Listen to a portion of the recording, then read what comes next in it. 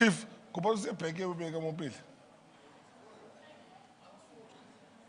no, you are an executive. Well. Oh, we KZN. Okay. KZN. A row is 20. Can you have KZN seated on the last row up to the third row? Then we have Free State this side.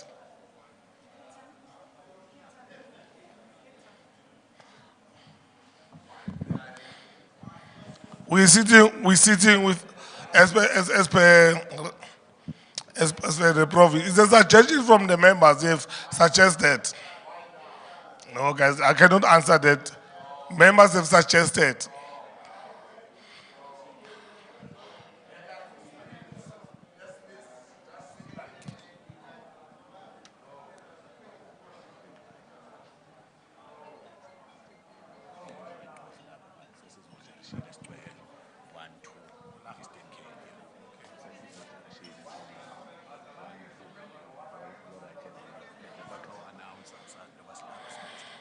Yes.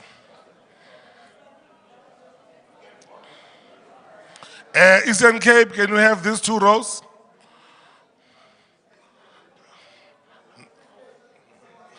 No, Eastern Cape.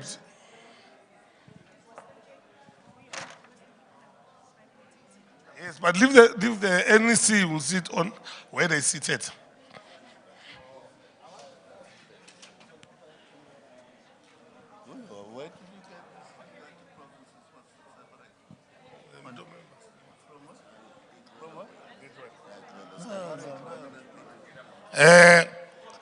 On another suggested mode, they said this is going to cause confusion. I'm leaving it. You may go sit where you're seated.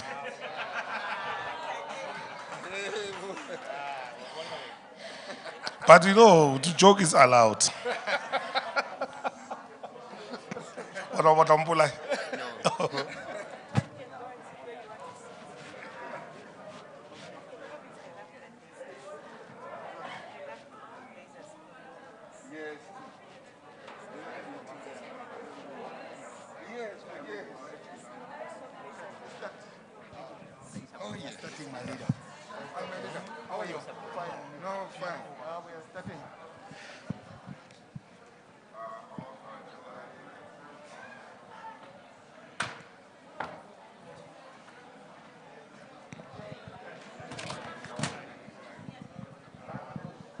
Good morning, colleagues.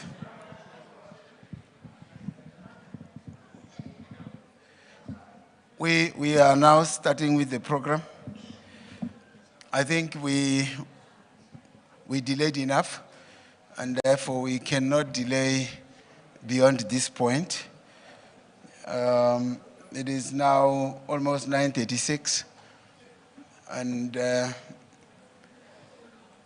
time wasted, never again. We are very behind. Can we have somebody leading us with a song before we just have a word of prayer?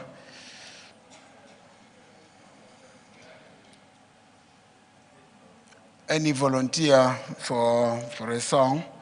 I know you know songs you can sing.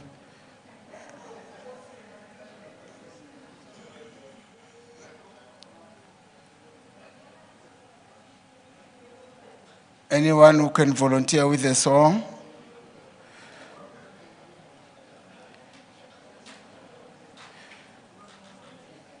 Are we having a desert of songs?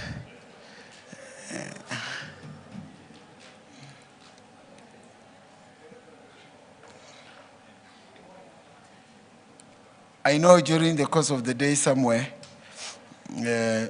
some people will be volunteering to sing.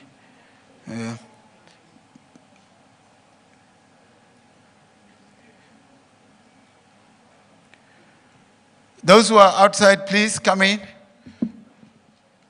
Please, I'm sure you had enough time for breakfast and stuff.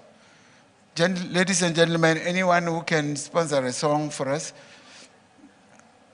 Sefila or whatever that you have as a song.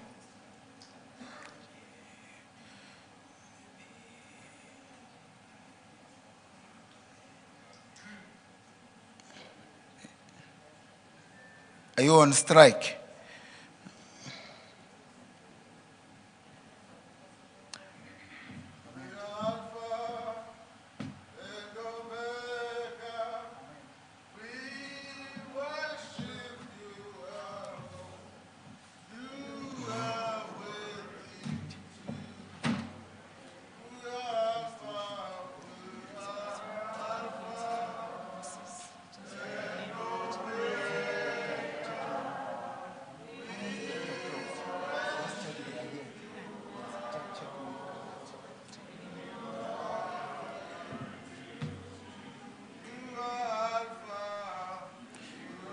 Alpha and Omega,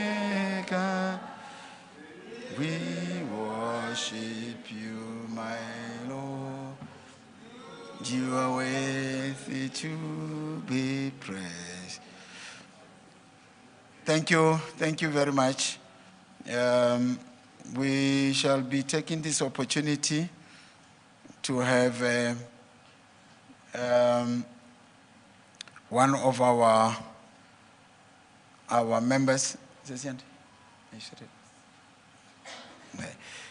have one of our colleagues in the industry from the international space who will be introduced properly when the day progresses. For now, we will request the man of honor today who is going to grace us with this opportunity of word of prayer, Dr. Harry Close, who is among us. We have been waiting for him yesterday to arrive today. We are happy he's here. Can we welcome him with a round of applause, please? Dr. Close. Praise the Lord. Amen. He's worthy to be praised. Amen. I don't know about you, but I heard you trying to sing, He is Alpha and Omega. He is God all over the place. So we want you to come out of your tent doors and unclog your minds and invoke the Spirit of God in this place. Amen. He's been too good to us despite COVID-19. He's been too good to us no matter what we might be going through in our personal temples. He's been too good to us despite what we might have in our business. So let us pray. Let us go before God and let us cast those things that are hindering us and thrown in the sea forgiveness. Lord, we come this morning to say thank you. We come this morning to glorify and magnify your name. We call on the Alpha and Omega, the beginning and the end, Mary's little baby, the bright and morning star. Lord, we invoke you in this place. We ask you to come kumbaya, come by here, Lord. We need your presence in this meeting. We need your presence in the discussions. We need your presence in the deliberations. Lord, even we just ask you to bless the members who couldn't get here and bless those that are on the way. And then, Lord, we invoke you into the spirit of this new election. We invoke you that no matter who candidate wins, that we will support the man and woman of God, that we can take us high to do the work of God. Oh, Father, we invoke you, Lord. We say hallelujah, that you are God and there is no other. We magnify this awesome man named Jesus. From the beginning of Africa to the North America, to South America, to Canada, no matter what country, you are God and there is no other. You are Lord and there's no other. You are Master and there is no other. Oh, Lord, we invoke you in this meeting. Lord, we ask you to cleanse our minds that we can think clearly, cleanse our heart that would be more like you. Blow into our eyes that we see the goodness of men. Blow into our ears that we hear your whisper wind. Anoint our mouths and throats that we can call on the name of Jesus. Order our steps, Lord, and then use our hands to build the kingdom of God. Nail us to the cross to our hands. Nail us to the cross in our feet. Put the 39 stripes upon our back, the 72 thorns on your head, on our head. Lift her up to be pierce our side. Oh, Lord, we ask you to let us serve the families that you allow us to serve. And let us be about the business of SAFPA today. Let us be about the business of doing the work at which you have called us to do. In the precious name of Jesus, we pray. And the people of God said, amen, amen, and amen. Amen. Hallelujah.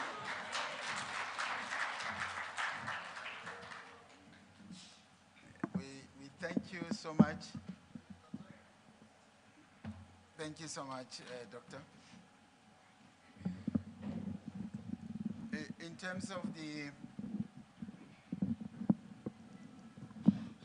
In terms of yesterday's proceedings, you will have realized, colleagues, that there were still outstanding reports that we were supposed to process. And there's a general feeling, I'm talking of a feeling, and this general feeling is that the provincial reports have been populated into the link which each one of us have. And the idea is, why can't we, given the time and space that we have, maybe allow those provincial reports to be read by individuals at their own space, instead of maybe allowing each one of them to be read at the conference, so that we can then take only the international report and also the organizational report. Then we shall be able to prepare ourselves for the main course of the day, which is the elections. We just want to check with the membership if that feeling can now be effect. By raise of hands, let's see who are saying they agree that we can skip the provincial reports and deal with the two remaining reports. Agreed? Thank you, colleagues. Thank you so much. Without any waste of time, let's take this opportunity, because we have had an opportunity as this organization to say we have Mr. Kuma, the former president, and Chief Wikanyo, and these two have been given the responsibility to represent SAFPA at the international level, to be the international representatives of this organization. So what we did not do properly previously is that we never gave them the opportunity to come to the conference and report about their activities. And it is on that basis that we are saying on this conference, they are on the program to make sure that they update us on the activities that are happening at the national space. We shall, at this point in time, start with that international report and finish with the organizational report. Can we then welcome on stage Chief Wikanyo on behalf of the team. Chief Wikanyo, let's welcome him.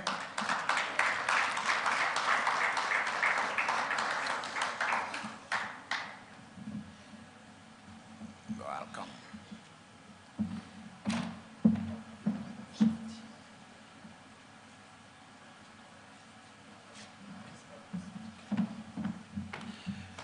Good morning. Assalamu alaikum. Goeiemorgen. Dumelang.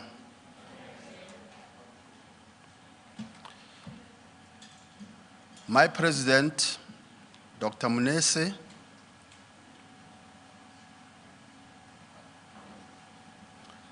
former president Datengoma, and my young brother there from Gauteng, international guest, our fellow brothers and sisters, good morning.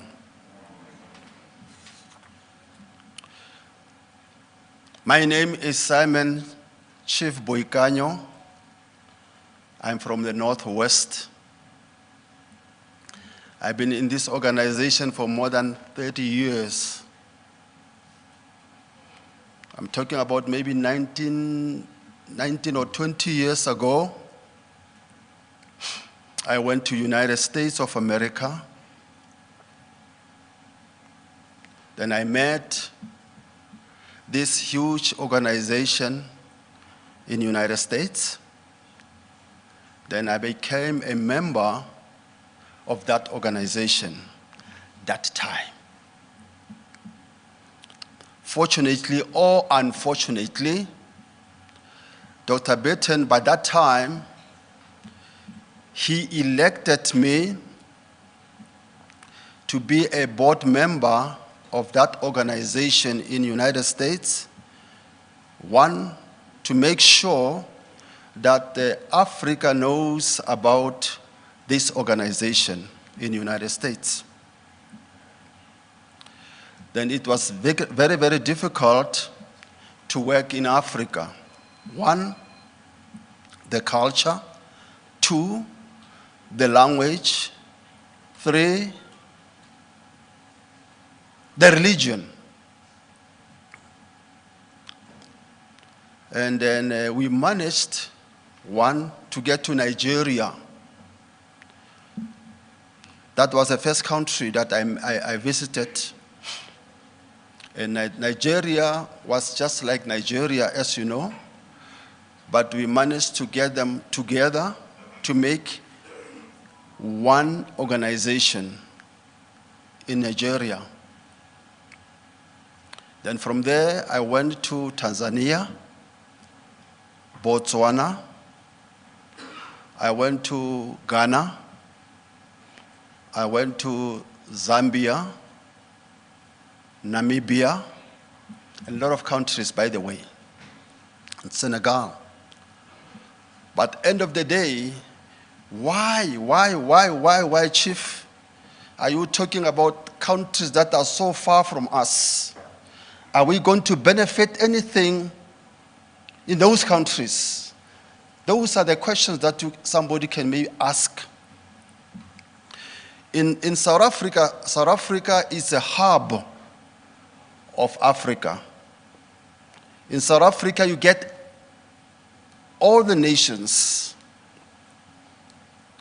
And these people, when are in South Africa, believe or not, they are going to pass on, they are going to die.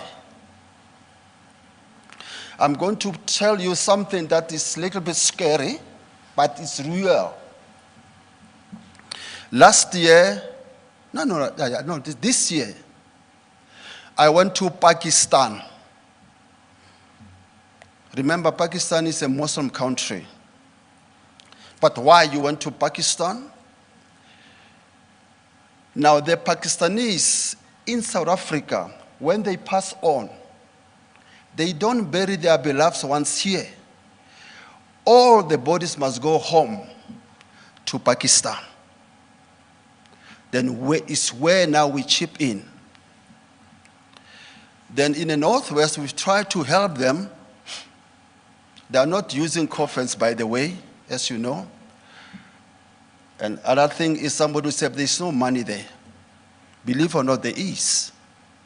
Because now to get that coffin, that the cheap coffin, first-land coffins, and to do all the paperwork and everything, send the body down to Pakistan, plus minus, it's about 20 to 30,000 just to do all that job. That's a part of business that you are into. And then I went to Pakistan because why? I sent a lot of bodies from my place to Pakistan. And one of the guys that is a big guy in Pakistan, in South Africa, who organized all these things, he said to me, no, you must go with me to Pakistan so that our chiefs can see you that side. That was another great opportunity.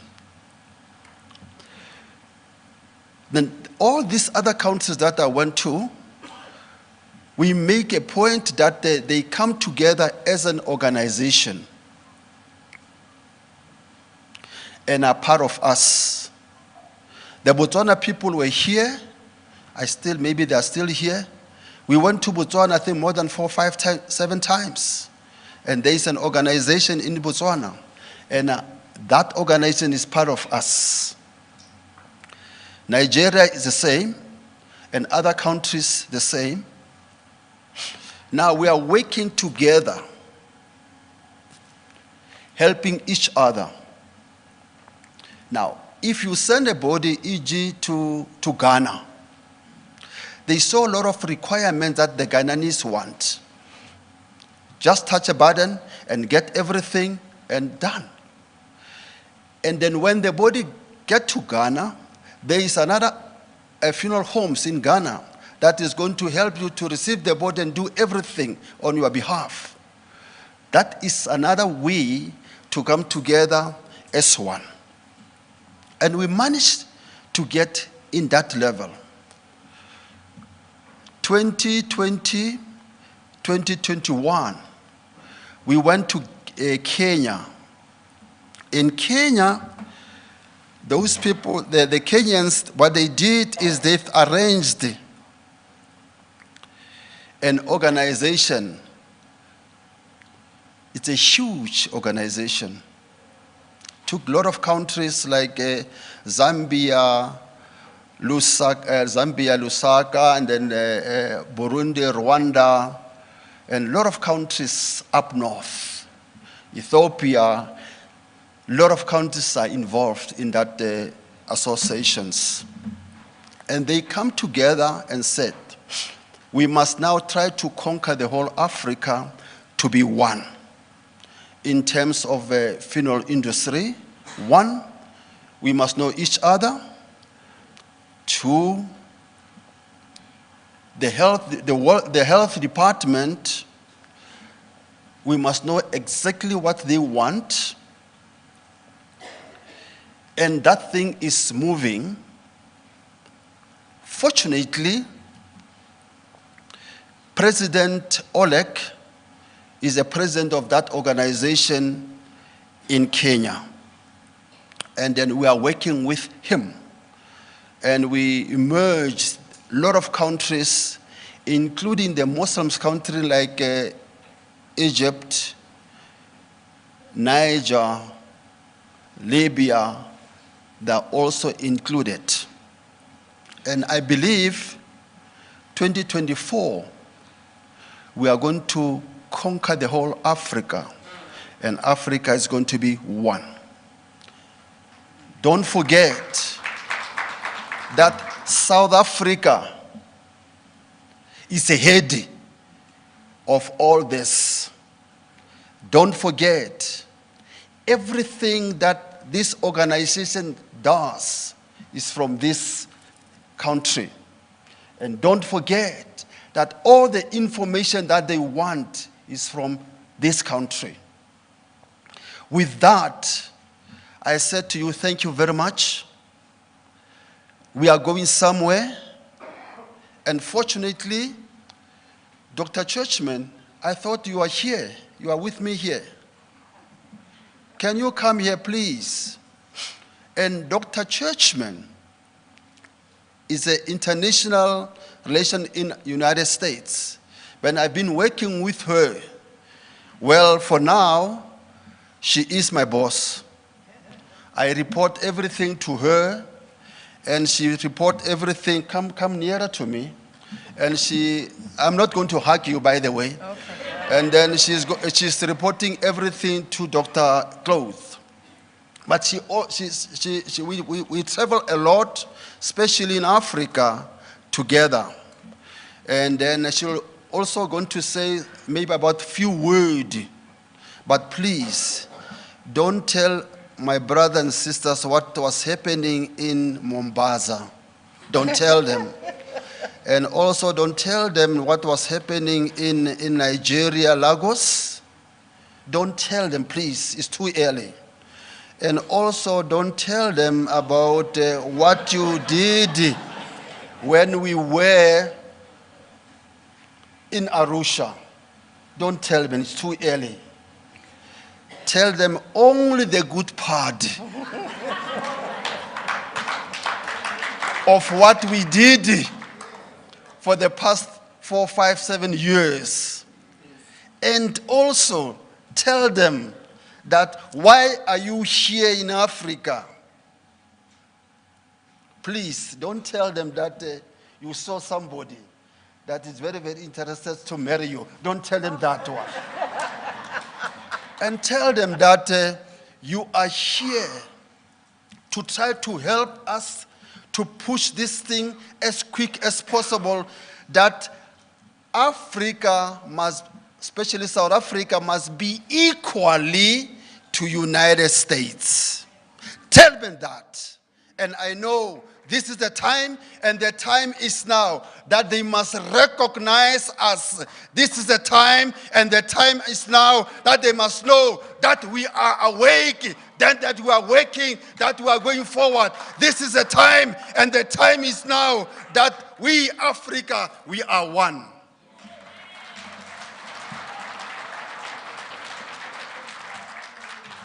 Good morning. So I'm here because I see such great potential. And as I told you yesterday, everything that you need, you have right in this room. You're able to do everything. I have had the pleasure of traveling to Kenya, to Tanzania, to South Africa. I've met with people from Rwanda, Uganda, and Botswana. But it's all to bring the message back to the United States that everything is going well, that South Africa, I do believe, is moving all of Africa forward, and that by joining forces with South Africa and the other African countries, we, as an organization in the United States, can only be greater. We can only grow, we can only learn more, we can only do more. Chief, have I said everything? Oh, thank you, my sister. Thank you very much. Thank you very much. You did a wonderful job. Thank you. Okay. Oh, I said I don't want to hug you. But you did. Yeah, but I did it. Mr. Chair, my time is up, and thank you for yours.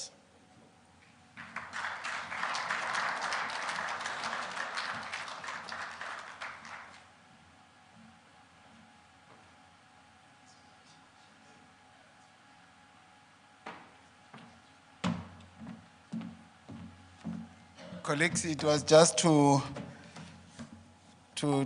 help us to understand what is happening and what is SAFPA doing out there in the international space. Because if we don't disclose this kind of matters to members, they will just think, no, it is SAFPA here in South Africa, and there are no endeavors of any activities out there. I don't know if there is anything that members would like to ask. We forgot to say, maybe Chief must stay behind a bit, just for questions of clarity, if there's any, on what he has briefly said. Can we allow 3 minutes for that, if there is any? Then the roaming mic will have to be taken to where Chief is, if there is any. Anything on that? I see the hand there. Where is our roaming mic? All right, sure.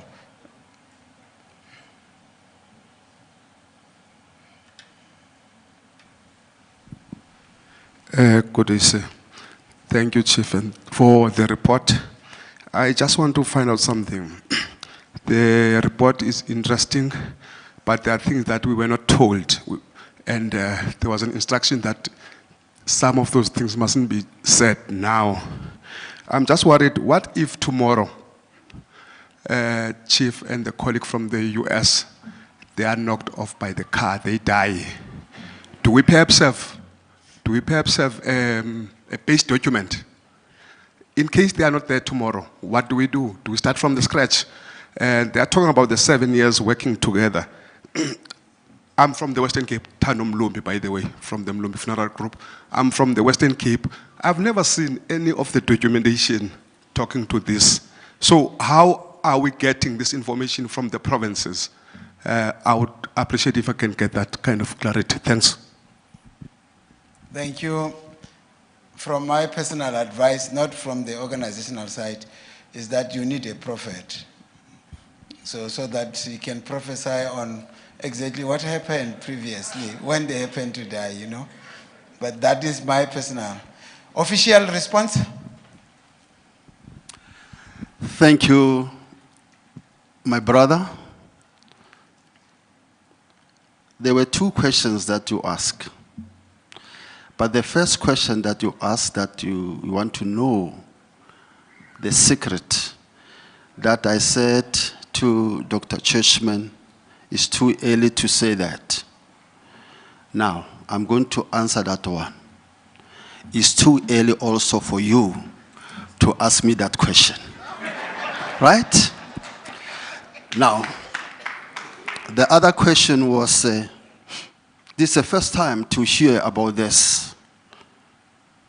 Partly you're right. And this is the first time for us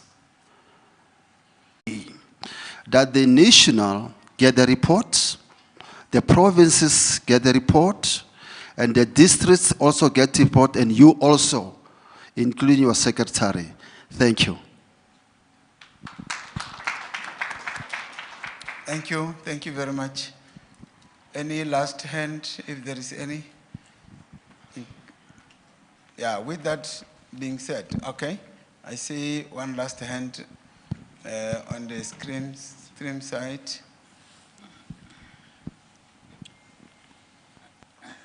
Thank you very much. I just having a problem. I'm Johannes Towoki from Limpopo, BFU.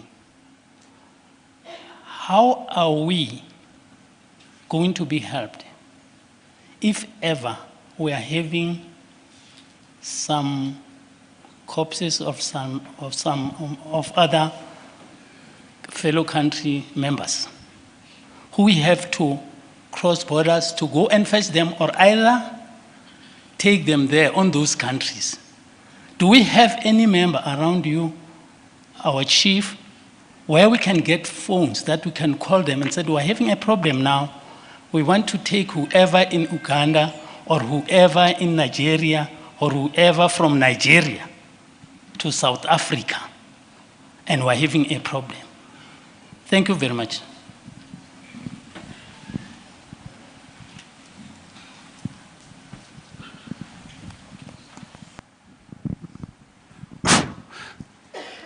Can I answer the question? You're welcome, Chief. Okay. Sure. Thank you, my brother. Your question is very good. That's another language. Gudo means good.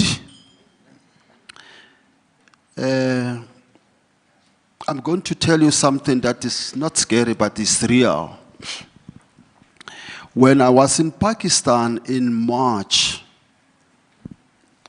somebody called me and said, I've got a body in Italy, and the body must go to Botswana.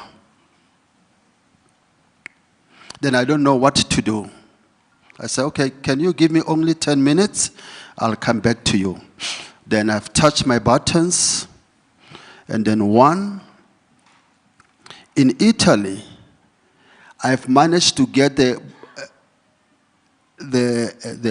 undertaker in Italy via our head office in Atlanta.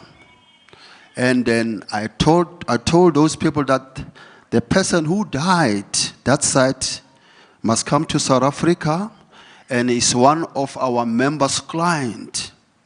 And within 3 days, everything was done. And the fifth day, the body was in Botswana. It's very simple.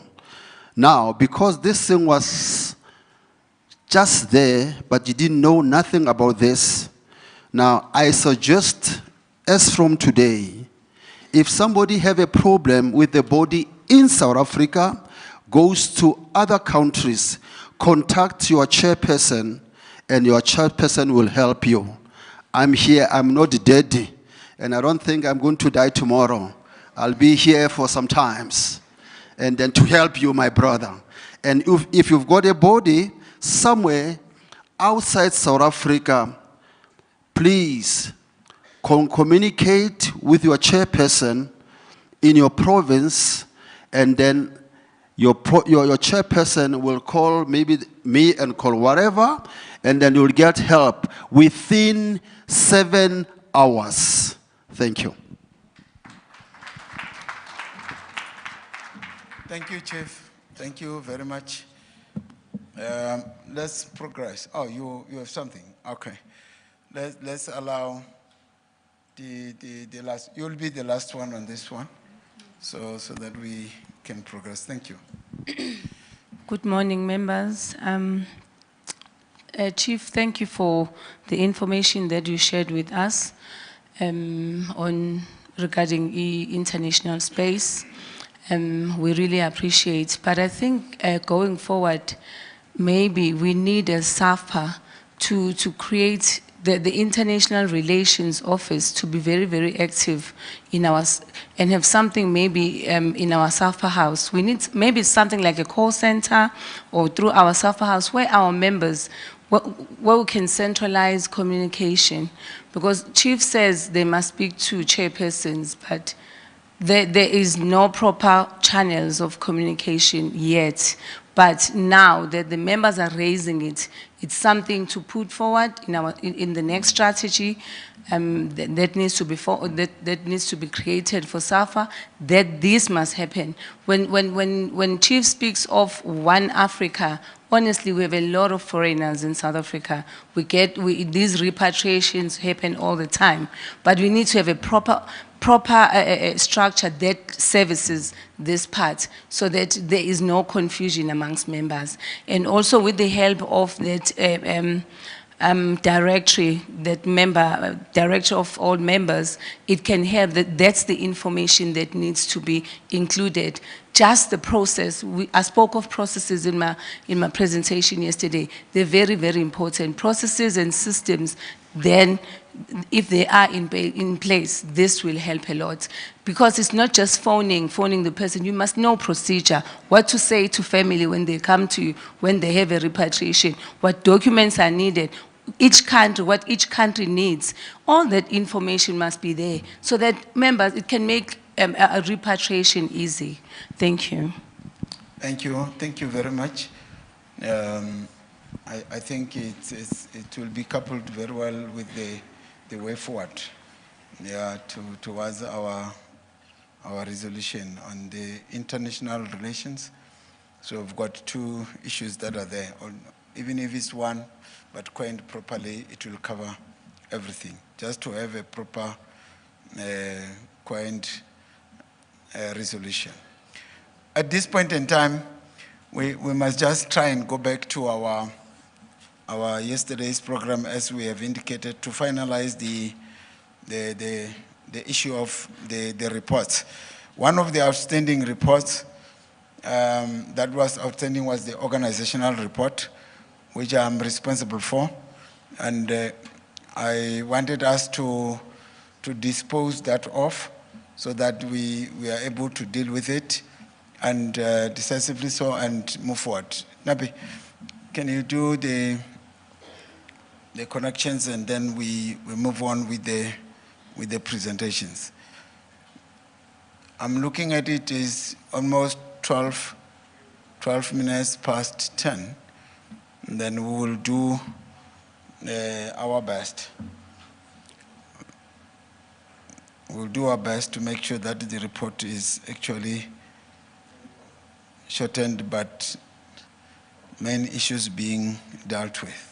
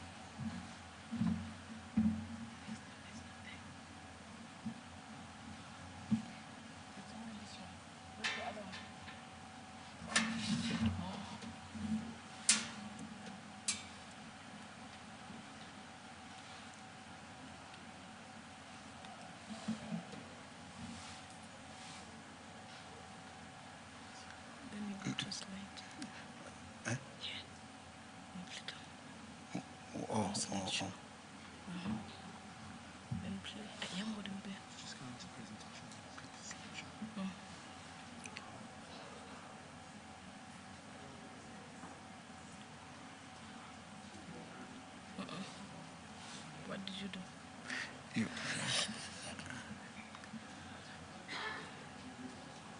Click here. Click.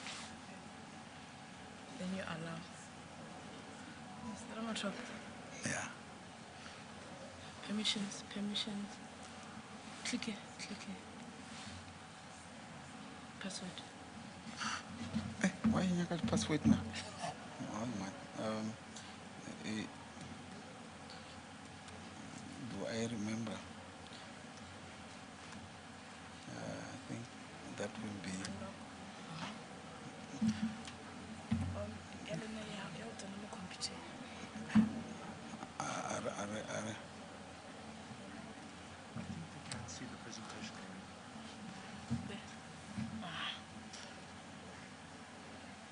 Just say later.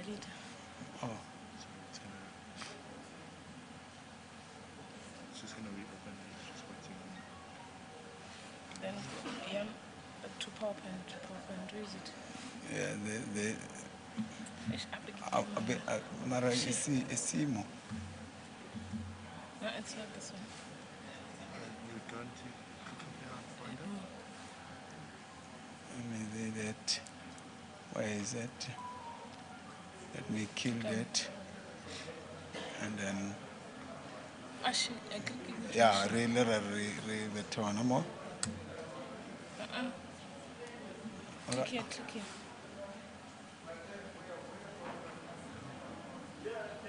But that guy has it. Yeah. Oh, he has it. And it was open here. I was ready. Oh, it's now. Yeah, click. Ask him if it's showing there. Yeah, he can't. There we go. Okay. You. Yeah. So I'm good to go now. Yeah. In terms of the slide, then it just Left and right. left and right. Thank you. Thank you so much.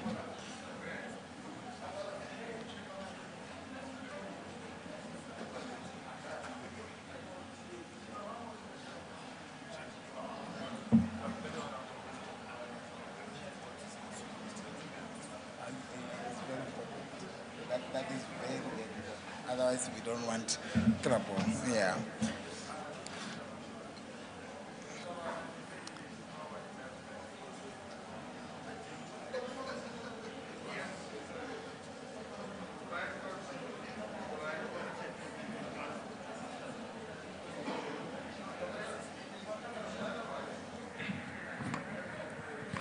Abby. Colleagues, while we are just enlarging my screen, I'm sorted from. I said I just want the thing, this, so that I can be able to read properly. Dilemma number is this one. Okay, let's see.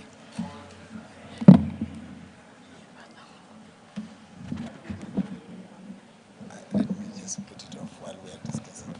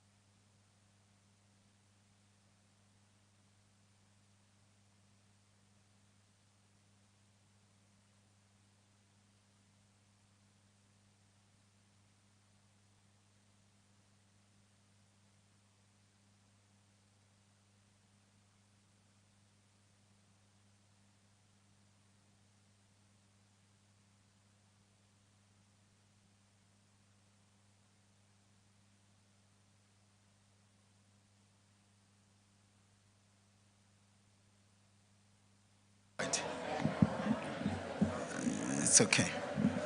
As long as they will be able to show it from the other side, it's okay.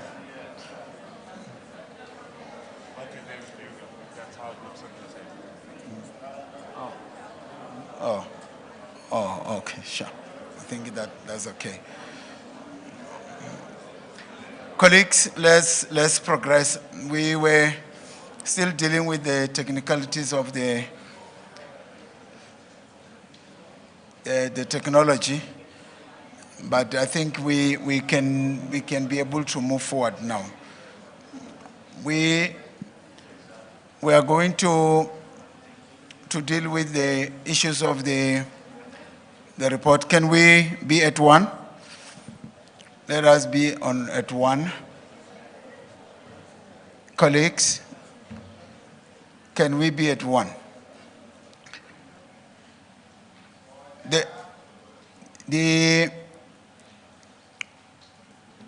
This report is going to be providing a pre-mortem as well as the prescriptive perspective of SAFPA in relation to our theme, which is health and wealth. The content of the report will cover the introduction, the preamble, the focus areas, the sicknesses, the types of sicknesses that we have since found as an organization, like your peripheral neuropathy, issue of stability, issue of media coverage, the conspiracy theories, permeability, constitutional delinquency. Yes.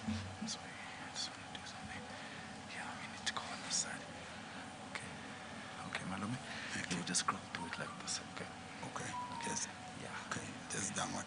Yes, just downwards. Okay. Then go to the next page and just scroll downwards. Then I'm seeing whatever you are reading at that specific time. All Okay. right. Thank you, Malume. Thank you. Let's go back to this page. Okay. Okay. And then, sorry. This page here. Click here. And then go up. Okay. Okay. And Thank then you. just scroll down as you go. All right. We are trying to link what I'm reading with what is on the screens because we are using two computers. It's giving us problems when we use one. It makes my screen very, very small. Yeah, that is to the level of the knowledge, you remember?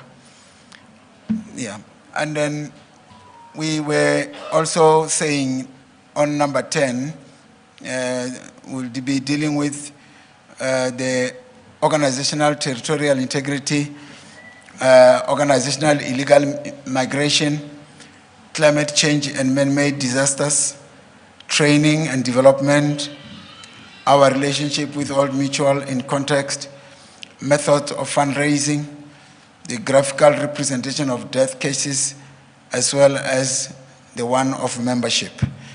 That is what we'll be covering.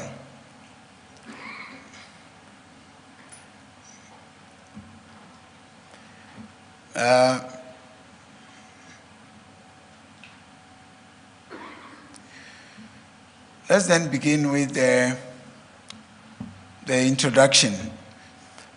I want to take this opportunity to greet the President, Date Mnisi, the Deputy President, Date Ngobo, the NEC, the NGC, the former President, our Veterans League, the PECs and the RECs, our distinguished guests and members at large, without necessarily forgetting our international guests who have graced our occasion. I want to take this opportunity to thank Mopani region, where I come from, SAFPA Limpopo, for trusting me with their position of a national councillor.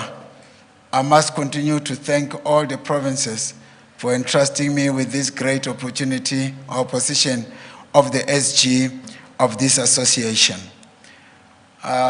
You will understand later why I am thanking these people. I really feel humbled to have served this organization with a strong, dedicated team of provincial secretaries, my deputy SG, Ms. Yandi Sotaliwe Gilish, and our office administrator, Mr. Younger. To all of you, I want to appreciate the way you carried this organization through passion and sheer love, as you were not volunteers. You never, wait a bit, as you were volunteers, you never complained about my late night emails, which arrived in some cases in the ungodly morning hours. May God bless you for your commitment. I decided to off-ramp, serving from the National Executive Committee for the second term due to venturing into other business opportunities. I feel it is a fair and just thing to do in the interest of our lovely and powerful organization. I don't want to be like this man who said, only God who appointed me will remove me. Not MDC, not the British, not God only God will remove me. I don't want to say who this uncle is, but we know our uncle, may his soul rest in peace. I don't want to say who said those, but I'm doing the opposite of this statement to allow evolution. Let people finish their term of reign and open up for new leadership to come on board for purpose of organizational memory, even if God appointed, but remember, it is through our votes, all right? God has appointed you, but through our votes. That should not be forgotten. Looking at, moving from left and right, don't worry. The South African Funeral Practitioners Association, this is the preamble under point 2, has currently sustained itself more than 2 decades since its establishment. It has been led by an awesome, great, legendary, profound team of leaders to be where it is today through its evolution.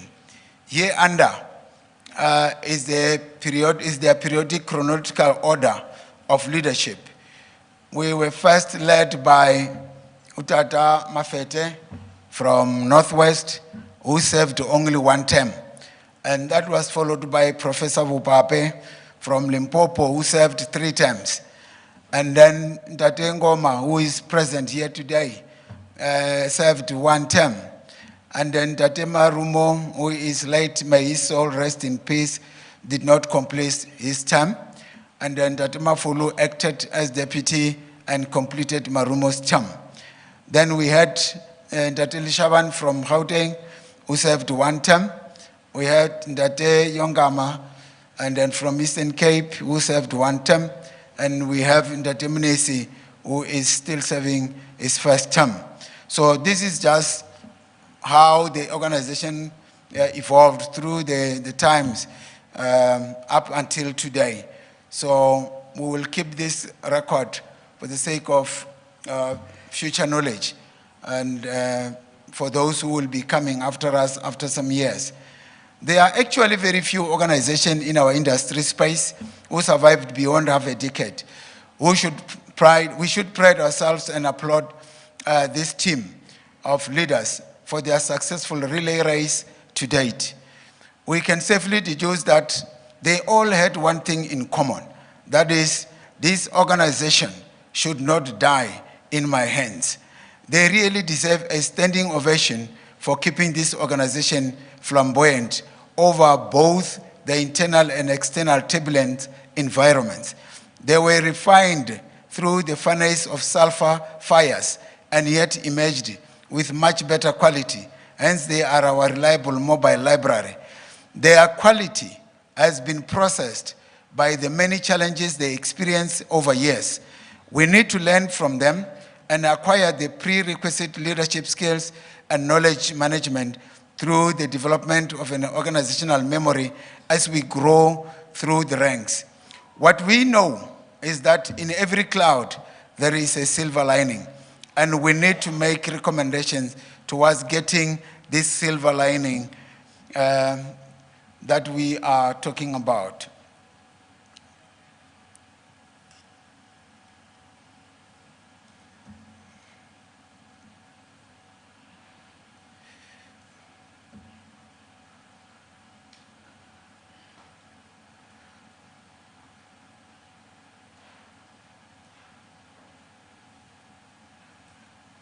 Yeah,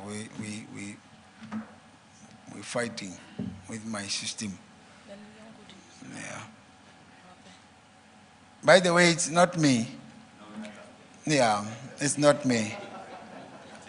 It's my, no, not even technology. It's my age. Yeah. Organizational peripheral neuropathy, that is point number 4. We have a challenge as an organization. Peripheral neuropathy describes damage to the peripheral nervous system, which transmits information from the brain and spinal cord to every other part of the body.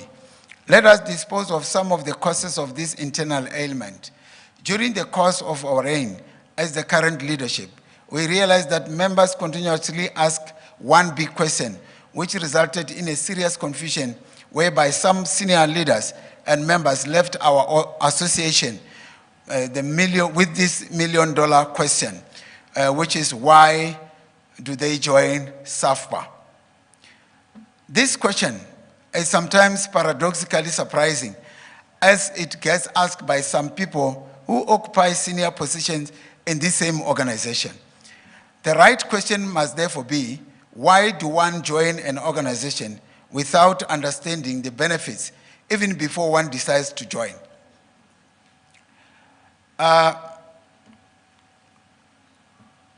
It is on this basis that we needed to put in this report the reasons why a member joins SAFPA as an association for purposes of managing expectations.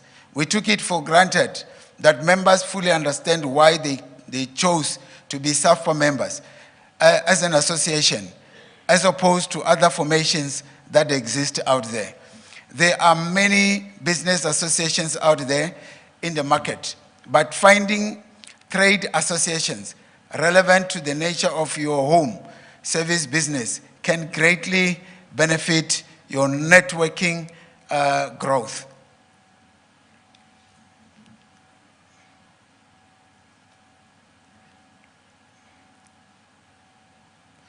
Okay, these are some of the reasons and benefits for joining an association. Now, listen carefully, I'm talking about an association. One of the benefits for joining an association is networking opportunities. Networking opportunities for many are the number of reasons for joining a business association. While not everyone you meet will be a potential customer, in fact, some may be competitors. You will meet people who can be referrals to your business associates or others who may need your services. In fact, the more involved you are, the more people get to know you and will be inclined to help open doors. Networking is not the only for business leads. You will be able to get referrals for services, discover alliance opportunities, which most small businesses owners indicate is their #1 challenge. Associations are also a great platform in which glean and share best practices that are relevant to your business. That is #1. #2 is education and training.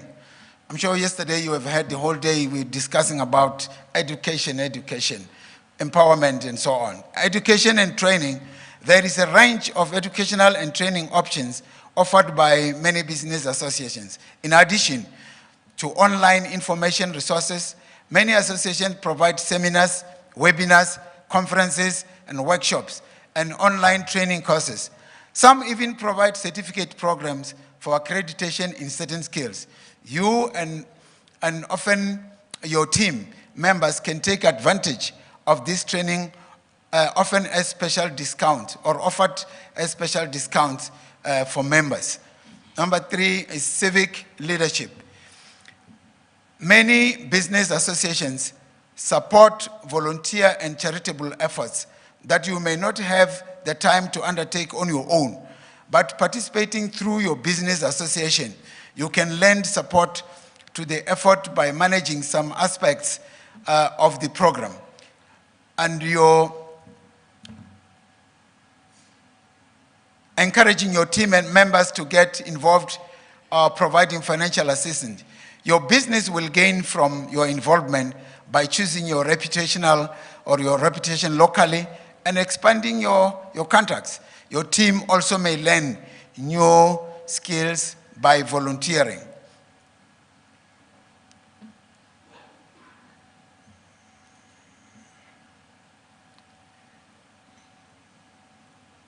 The other one is political participation. While not all business associations have political affiliations or an agenda, there are many political issues on a local, state, or national level that impact members. For example, members may be affected by a possible state licensing requirement or a rise in sales tax. Business association can contact locals or state governing bodies to state their position relative to a potential law or ordinance, for example, which you cannot do on your own. Increase your purchasing power. SAFPA, like any other association, provides space for possible agreements with suppliers or vendors to provide discounts to members on products or services.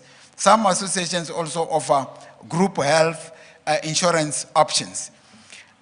In addition to these benefits, business associations like SAFPA also provide opportunities to socialize with others at dinners and other special events. Considering how much time you spend at your small business or big business, you may welcome the opportunity to get together with others in your market or industry in a social setting to exchange information and share insights.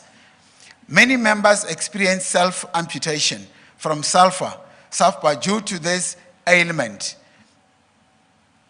Many people left the organization because of this sickness, because their expectation did not reach what they really found in the organization.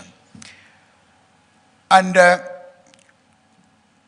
as I was saying, they left due to this ailment of organizational peripheral neuropathy. People left this organization as they could not manage their expectation against the reality of understanding the real benefits of being a member of an association. We realized that we have stratified membership in terms of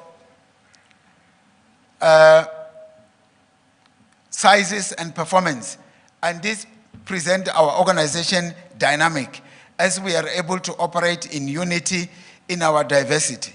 Our individual needs may not necessarily directly be met by our organization, but we can use it to improve from the knowledge we access from our meetings at the conferences. I'm sure that makes sense.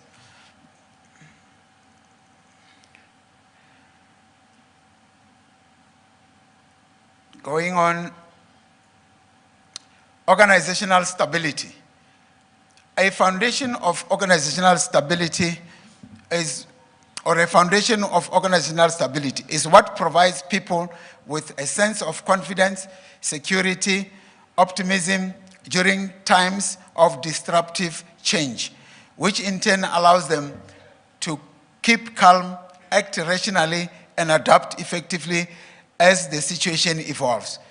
We should be appreciative of some pockets of excellence that exist during the period of our reign that provided stability in this organization during the rough moments. One of our strengths has been to confidently account on the financial position of the organization, which has been a thorn in the SAFPA flesh for many years. I think we deserve to clap hands for that pillar. This is one example that we must learn going for the electioneering campaigns to check whether the person we embark for a particular position is fit for purpose, or rather fit and proper. For this organization to prosper and grow by leaps and bounds, we need to carefully put our team of excellence with knowledge, wisdom, understanding, passion, committed and dedicated, hard, smart workers, because this is voluntary work of free will. This will ascertain SAFPA stability going forward. We need to proactively grab the 4IR agenda, or digital space in shifting the dial. This reduces high costs on volumes of papers. This conference is going to be a major test of this idea. We are fully aware that this is not a size-fits-all, but we are progressing in the right direction towards professionalizing our organization. We maximize both effectiveness and efficiency in the process.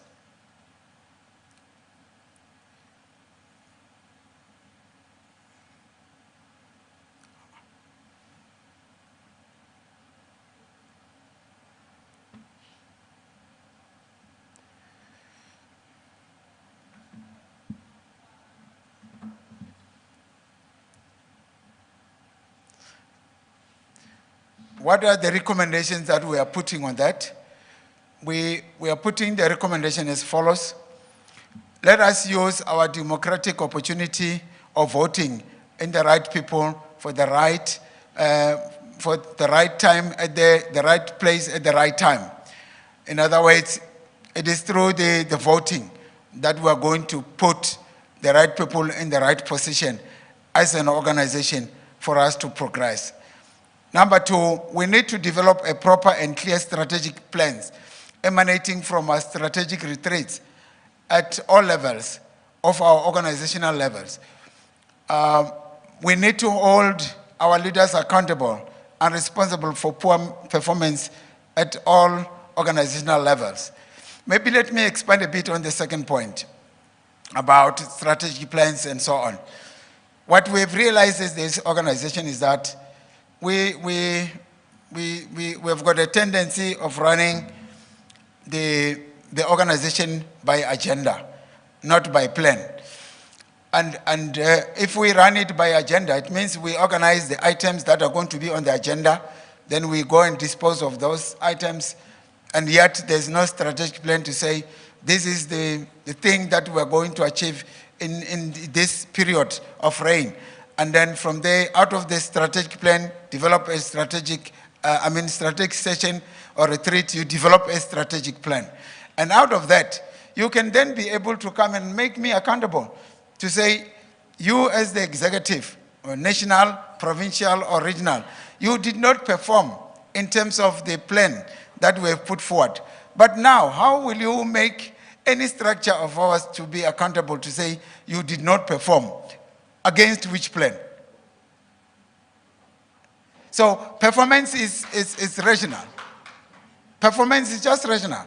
So you cannot tell me I did not perform if I do not have the professional, the framework of performance. And how do you judge that performance? How do you appraise the performance? So these are the things that we are proposing to say going forward. Let's have this kind of thing so that we can measure our performance, and then we can make leaders accountable to that. Number 3, we need to hold our leaders accountable and responsible for poor performance at all organizational levels. Agenda setting must focus on the specific needs of that particular province or region as per their needs. Have quarterly performance reviews, checking on how far we are on your plan. Performance will be the judge of the day.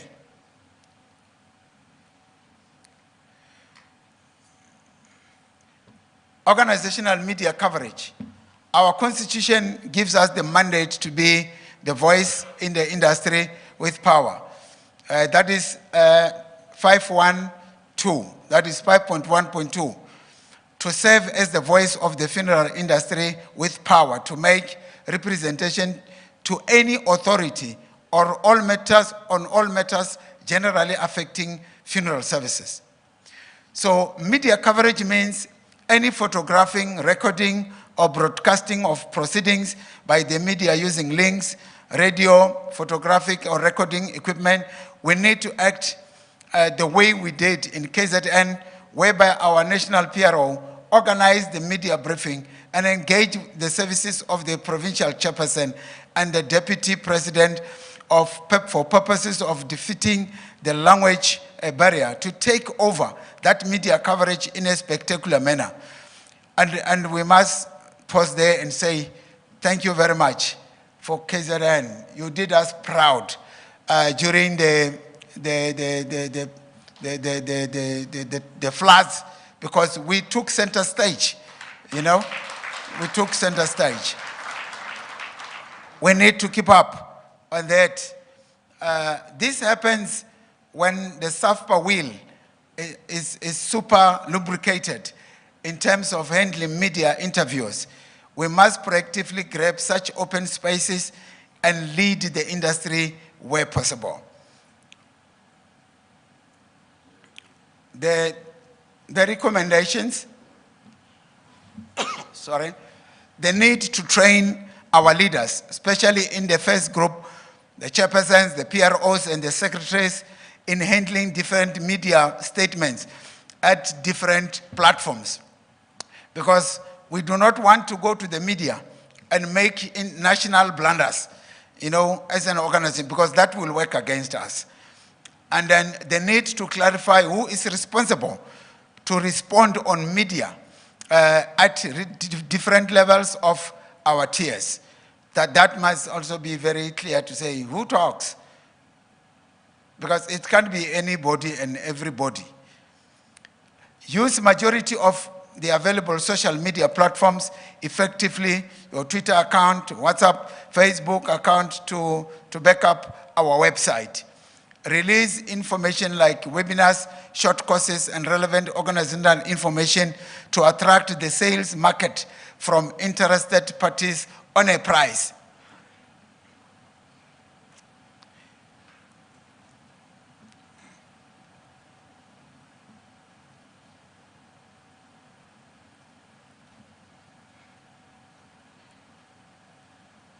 Number 7, organizational conspiracy theories. The conspiracy theory is a theory that explains an event or set of circumstances as the result of a secret plot by usually powerful conspirators, or rather believe that a group of people are secretly trying to harm someone or achieve something. Here, we need to deal with this matter in this way. How effective are these conspiracy theories within SAFPA? The more the conspiracy theories, the more the influence on members to get clouded with either positivity or negativity. The question is, what does the powerful conspirators bring to the organization? In other words, the strength in which the organization stands largely depends on the influence of the powerful conspirators. The danger of conspiracy the theories is that it breeds divisions, mistrust in the leadership, and destroys hope at all levels. This is a harmful instrument that the internal dark forces use to destroy their own organization. During the high-peak COVID-19 pandemic, there were a lot of conspiracy theories from outside trying to intrude and invade our territory.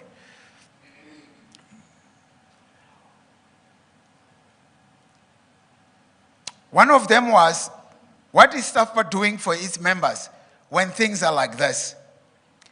The narrative or conspiracy theory clearly suggests that the leadership has completely no regard to the harsh realities of the pressure that our members experience. The mere fact that the leadership agreed that no affiliation fee for the said financial year, and even tried to look for a donation to cover for the purpose, does not that show the good intentions for its members. Some internal people grabbed the opportunity and started shooting their own organization and influencing our members to encouraging them to support illegal activities of our competitors in the industry. They were influencing our members to defy the decisions of the NEC, worse, encouraging our members to start networking using these conspiracy theory models.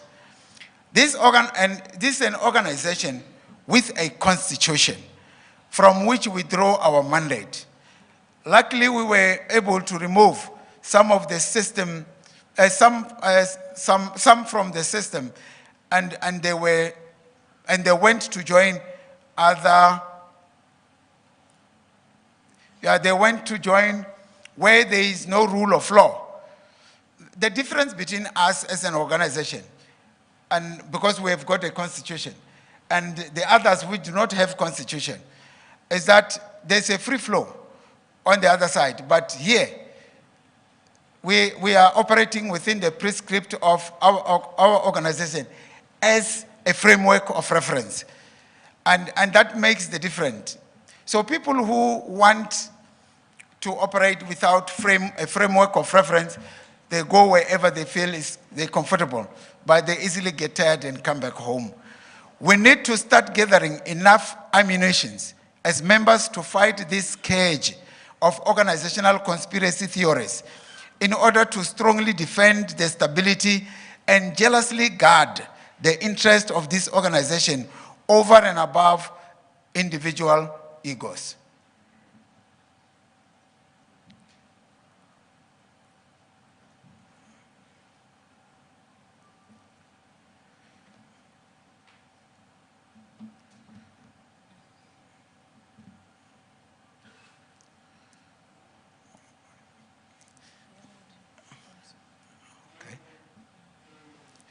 Thank you.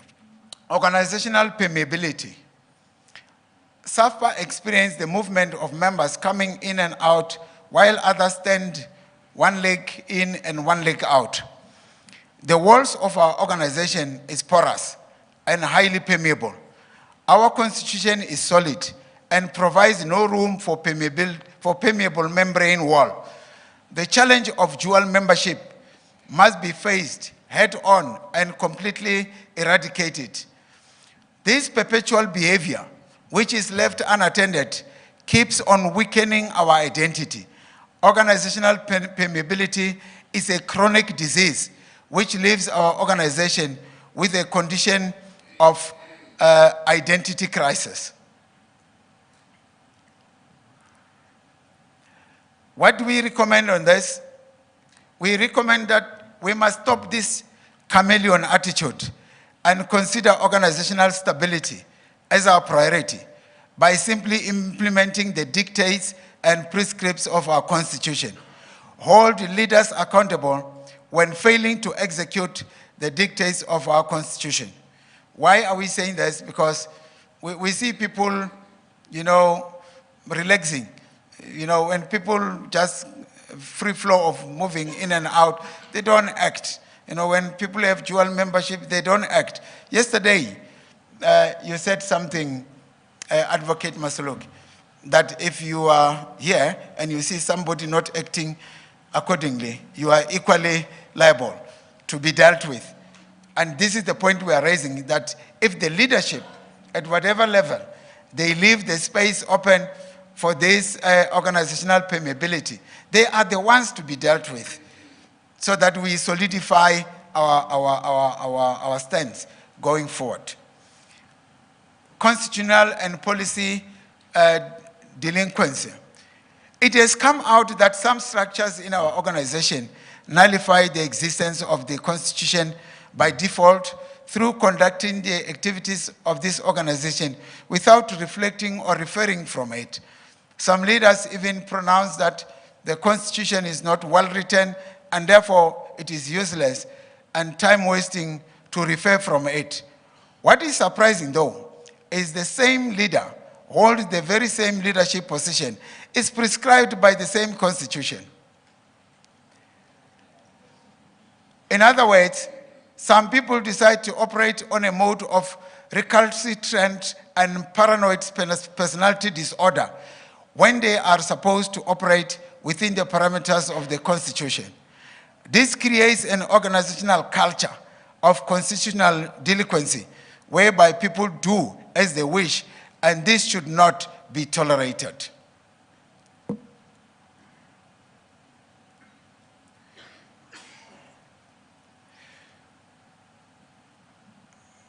We need to revisit all the acts, the regulations, and other related policies that affect our industry for purposes of positioning ourselves for possible future amendments and equally equipping ourselves as to safeguard our members operating parallel or outside the legal framework. There is this thing that I want to deal with now from this report. Many people in this organization believe that the Constitution is the be-all in terms of the policies. Remember, the Constitution is the overarching policy of the organization, but beneath it, there should be operational policies, which makes sure that the Constitution is implemented correctly. You cannot make a Constitution to be the financial policy. You cannot make the Constitution to be the HR policy. You can't do those kind of things. And even in our workplaces, we know that you have got financial policies, HR policies, you've got all these other policies. When you have got to deal, we have got younger in our midst as an official. But then if younger does not perform, can you use the Constitution to deal with his performance? You can't. But what instrument do you have? So we lack in terms of coming up with the whole set of policies that should be able to support the Constitution. Second to that is that there are old policies in government that are lying there.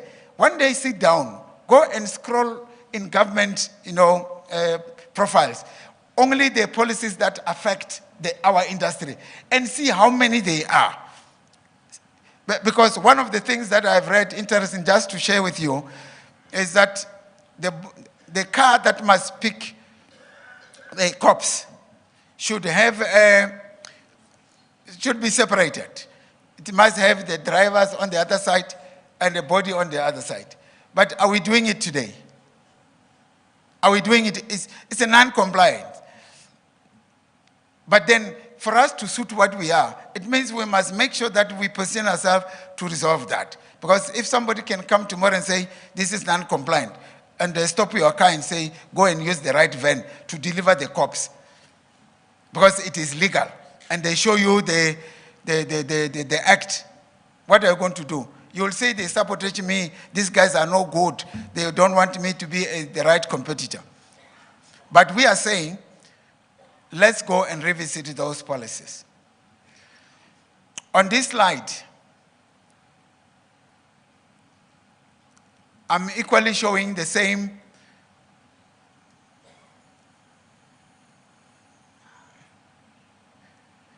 relationship.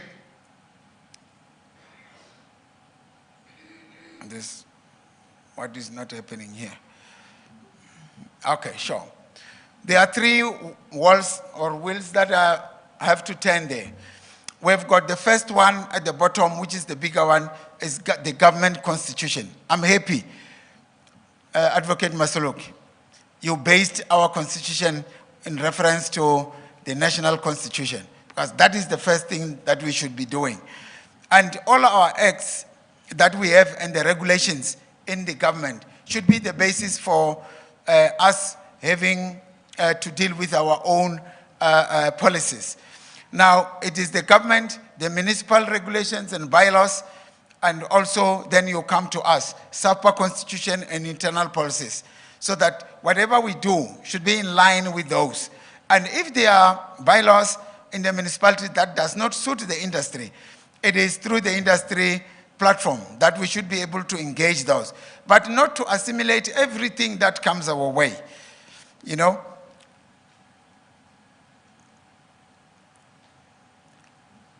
When I look at Vuyo, I want to remind the whole house that I combined his report with mine. Don't mind how long it is. It's because the two reports, the PRO's report and this one, are combined. Vuyo, are you still there? Okay. Organizational territorial integrity. SAFPA is an organization that works with other organizations of similar interests as distinct, independent, and interrelated. And we can only cooperate with one another in mutual trust and good faith. This is all about clarifying why SAFPA adheres to certain formal protocols even if it enjoys its autonomy. Why SAFPA can't directly engage government on its own on matters that affects its members, unlike forums, for example. This predicament causes a lot of internal rifts, and it is against that background that we take efforts to traverse this dynamic process in a more simplified manner. We want to illustrate step by step what causes SAFPA to delay in terms of responding to its members during moments of crisis or emergencies that directly affect the funeral industry, against the speed and method that are deployed by forums to get urgent attention of government. Furthermore, to try and sponsor ideas that can assist SAFPA to use its influence in certain quarters.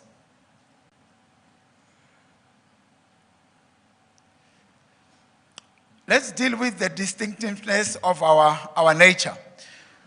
We are distinct, meaning that we are unique and also autonomous as SAFPA. In essence, we are a self-governing independent association. We are able to strategically plan, implement, monitor, evaluate our own organizational projects and programs. We therefore can exist independently and be recognized as such. That is the part of distinctiveness.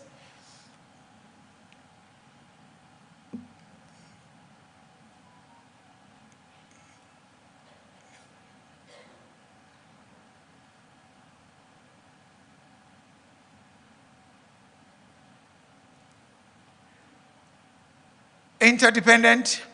If two or more things are independent, they depend on each other. SAFPA, with its distinctive nature, has the ability to be interdependent with other organizations like the FFPSA, the FFSA. The first one is the professional one. The second one is just the Federation of Associations, and other associations, and like Services SITA, Old Mutual, just to mention a few. Just to give an example, our relationship with the Funeral Federation of South Africa is based on the principle of interdependence. We depend mutually on each other, such that when there is a funeral industry crisis that needs the attention of associations and forums, the approach of SAFPA as an association that is a member of the Funeral Federation of South Africa will not respond on media platforms nor to its members prior to the Federation issuing a statement. The time the Federation takes before responding to the crisis affects member associations like SAFPA to equally share the delay in responding to its members. It is like a relay race of sharing the baton to each other.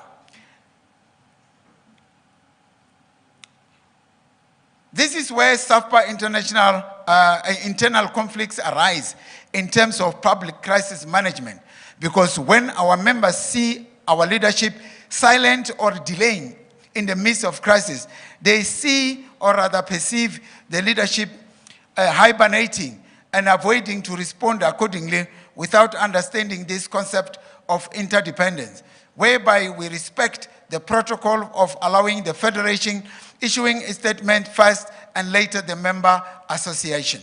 We need therefore to deepen our understanding and align ourselves with conditions of this kind of relationship and avoid pushing our leaders to prematurely issue statements outside this interdependent relationship.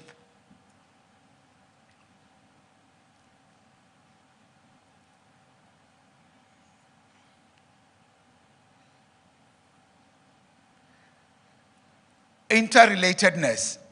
Interrelatedness is a mutual and reciprocal relation or relatedness, the state of being mutually related or connected. This relationship further entrenches a relationship where there are mutual benefits for both parties. Whatever we do independently or distinctively or even interdependently, we also need to consciously consider our interrelatedness with all the other stakeholders we do business together with. All the above relationships creates a very strong organizational territorial integrity, which is simply the operational parameters or walls with impermeable, non-porous borders for purposes of curbing the organizational illegal immigrants.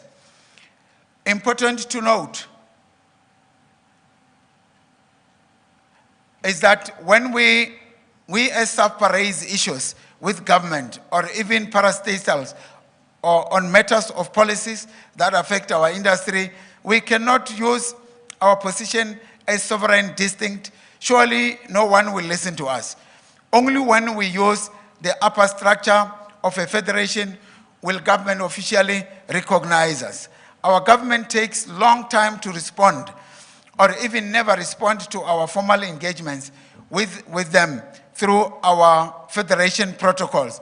But amazingly, respond to forums before sunset and organize a formal sitting whereby both the federation and member associations will be invited to such a sitting as interested parties.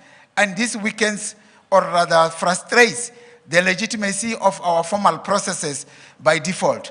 And we shall be dragged into meetings that are imposed on us, initiated by forums.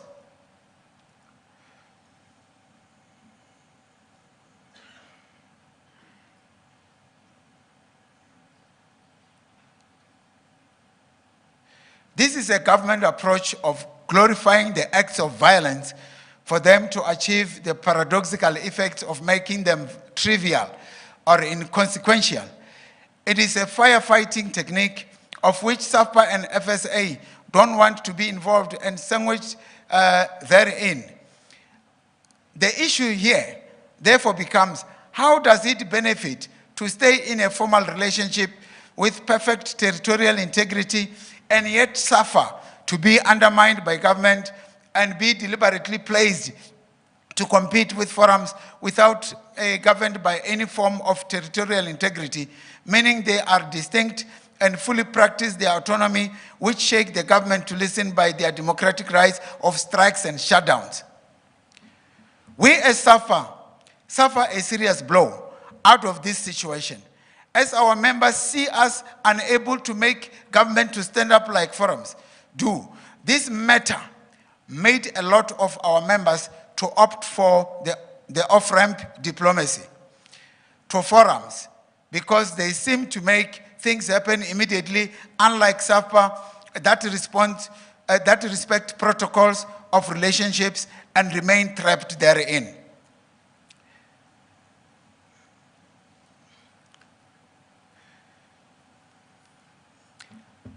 Are we therefore to choose to use the forums route, which government listen quickly, or we solicit better tactics and strategies to capture the attention of government in a formal way, and yet though through the interdependence and interrelatedness manner?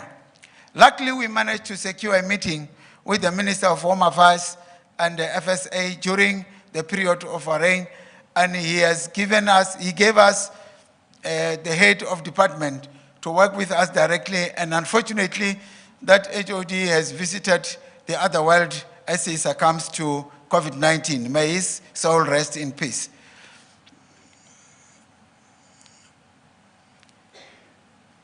This issue, the issue is we are an association by nature, and our purpose of existence are far much different from those of a forum. We have, for purposes of providing further clarity on this matter, decided to demystify the purpose of existence and the structural formations of different organizations supported by the diagrammatic illustration here under.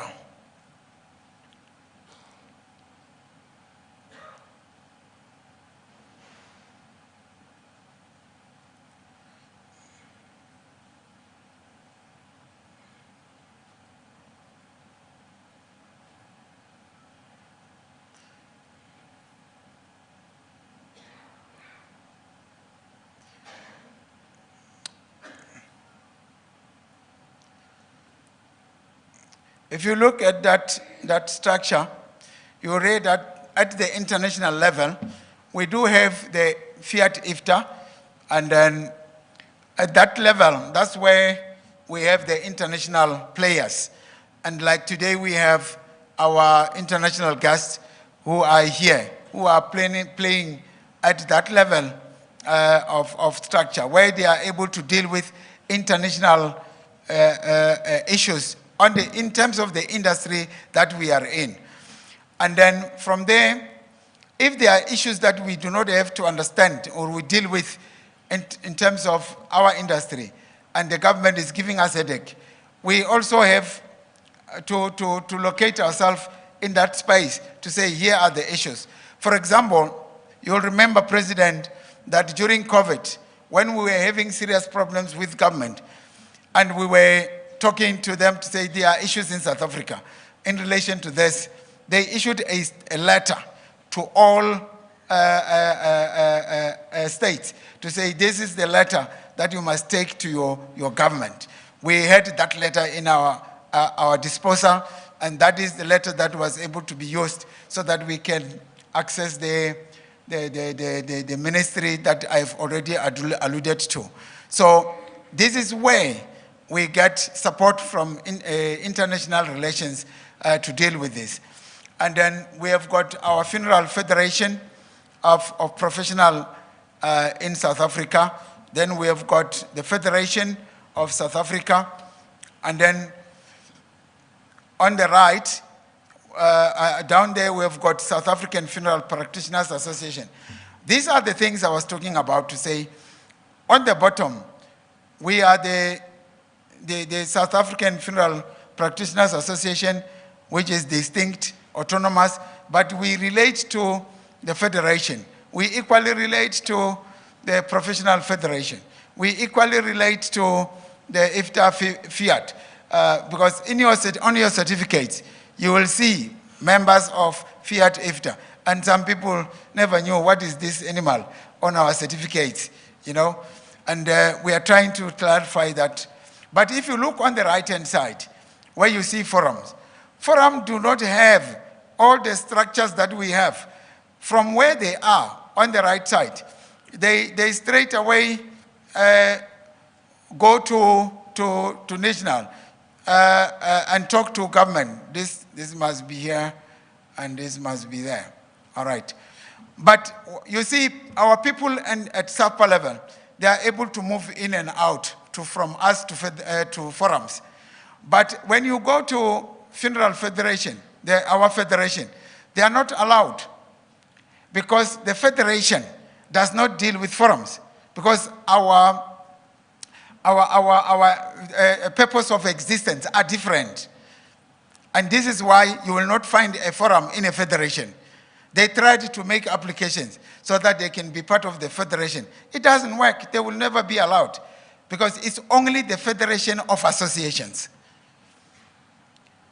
And when we have this challenge of saying we have to respect the protocols, that's where we get stuck in some of these things. Let me get this, colleagues. Let us expose the reasons why we are members of the association and the other organization. We relate with the following. Fiat IFTA, a non-profit federation of national and international associations, companies and individuals representing funeral or thanatopraxics, crematory and cemetery services, funeral home business, funeral services companies, funeral directors, and embalmers. It is the only international governed funeral federation with national, active, and associate members in more than 80 countries. The National Funeral Directors of Morticians Association, which is now International Funeral Directors and Morticians Association, is here with us today.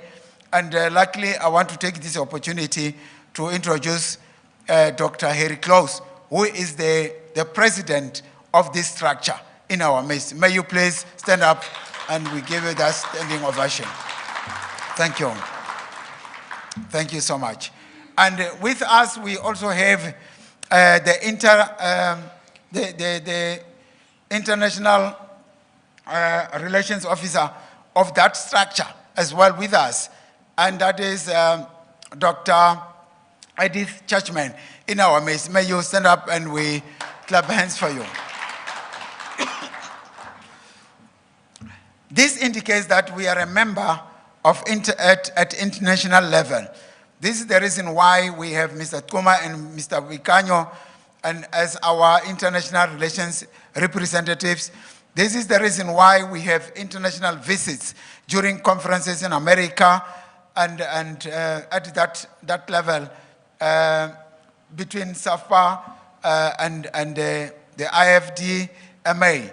In this conference, we shall have both Dr. E. Churchman and Dr.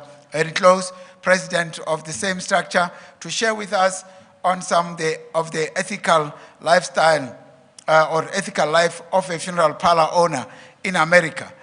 This may serve as a peer review barometer on an international level.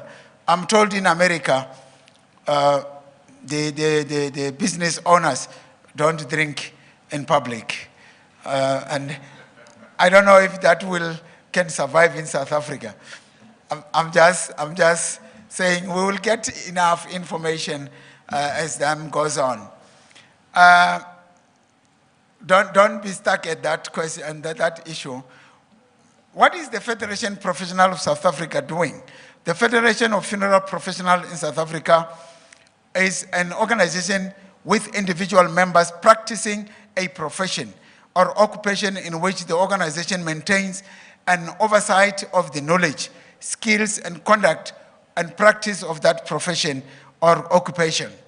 A professional body is dedicated to the advancement of the knowledge and practice of professions through developing and supporting regulations and promoting professional standards for technical and ethical competence. Joining a professional organization is critical in keeping abreast of the latest knowledge and practices locally, regionally, and globally. It helps the professional to stay abreast of current issues and opportunities, and will also assist in personal advancement of the member who becomes involved. What is a federation in business? A group of membership organization or professional association that have joined together to form a larger, usually representative organization or governing body. And this is where our federation is. So that some people do not really understand what are the different in this. Now, let me go to this question. What is an association then? Advocate, you covered this question yesterday. It's an official group of people who have the same job, aim, and interest. This is where SAFPA belongs. We are an association, and this is our purpose for our existence. Structure of the association usually operate on a hierarchical basis with the board of directors or council acting as the highest authority, like the NGC in our case, is the highest decision-making body in this organization. The board is responsible for managing the association, including matters of policy and finance. Then what is a forum? A forum is simply a meeting or medium where ideas and views of a particular issue can be exchanged.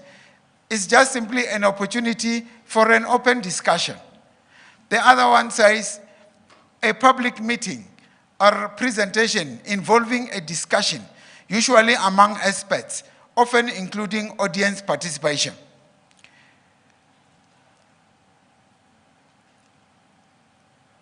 The reason why forums are not allowed in the federation and equally to engage with us is not because we feel that we are better than them, but it is on the basis of our different purposes of existence, which does not provide us with a common denominator. Hence, you can't add the numerators.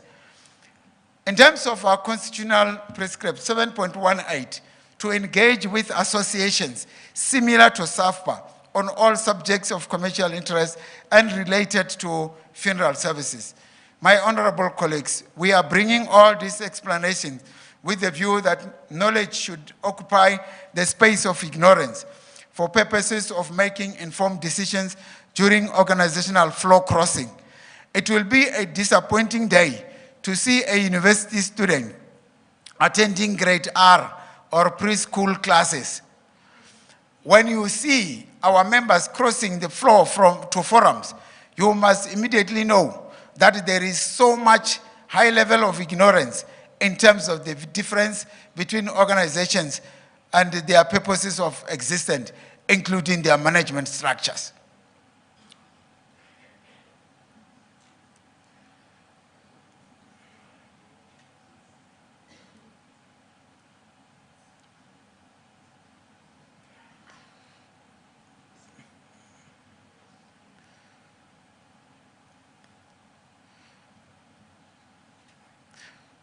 We're getting there.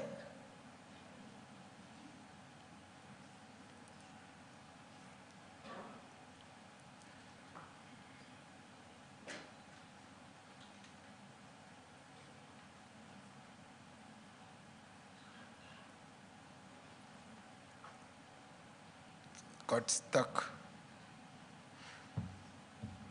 This one to go there. So if you want to scroll, just put 2 fingers like this. Okay. Thank you. I'm advancing. I want to believe that the above explanation provides proper clarity on why SAFPA does not have direct relationship with forums, but work with associations. This will also provide answers as to why our federation does not allow forums as its members, but allow only associations, as that is the nature and purpose of existence. There is a floating narrative that suggests that because some forums have a common purpose with that of our association, therefore they should be allowed to join our federation. It is on that basis that we took the route of demystifying this cloud of confusion hanging above our organization. The correct narrative will therefore be, we are not working with institutions or organizations whereby their origin, their intent, their purpose of their existence, by their very nature, has no common denominator with us, despite the arrangements of the numerators, therefore you can't add them. How do you add an association and a forum when the denominator is not common? Even though common sense is not common to everyone, we expect our members to be. My honorable colleagues, this is a serious matter that causes unnecessary high turbulences in SAFPA, which are unwarranted for.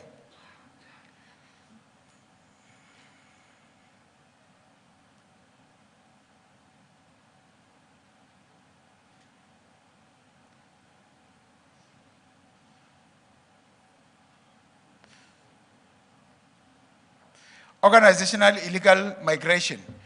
4.2, that is our constitution. A registered member of SAFPA may not register or participate and or affiliate with any other association and or forums that are indirectly or directly competition and provides the same benefits as SAFPA. SAFPA experiences violating of trespassing the law, this law, by having our members handling themselves over to other organizations and create influx of refugees on the other camp. They later realized that the carrot that was dangled out there was fake, and they decided to come back home and still wish to be treated as long-serving members when they have interrupted or broken their membership period. They also need to occupy leadership positions when they showed no trust in this organization before they left, and the damage they caused, they created. We are saying this prodigal son attitude must stop. This is not, in a way, trying to discourage those who came back home, but discourage this unbecoming behavior going forward so that this does not recur.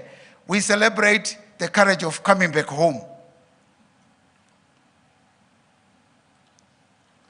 We have SAFPA members who are leading forums, which are foreign organizations to us, as they also leading our structures internally.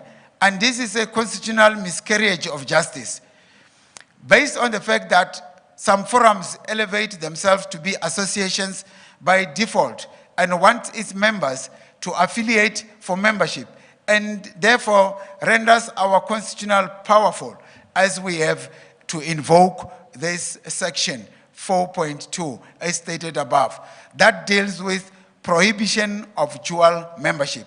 All we need to do is to address leadership deficiency where no action is taken against this unethical behavior. We view this an act of leadership invertebrates or vacuum, and this causes instability in the organization. All regions and provinces must lead by example in this matter and be vigilant enough to stop this permeability for illegal trespasses by closing our borders strongly. We must, as leaders at all levels, uproot the psychological invertebrates attitude and uphold the constitutional mandate without fear, favor, or prejudice. We shall curb this behavior by holding people both accountable and responsible. We shall stop being involved in adversarial and hostile relationship due to the permeability and porous nature of our organizational walls, as well as undermining of our organizational territorial integrity.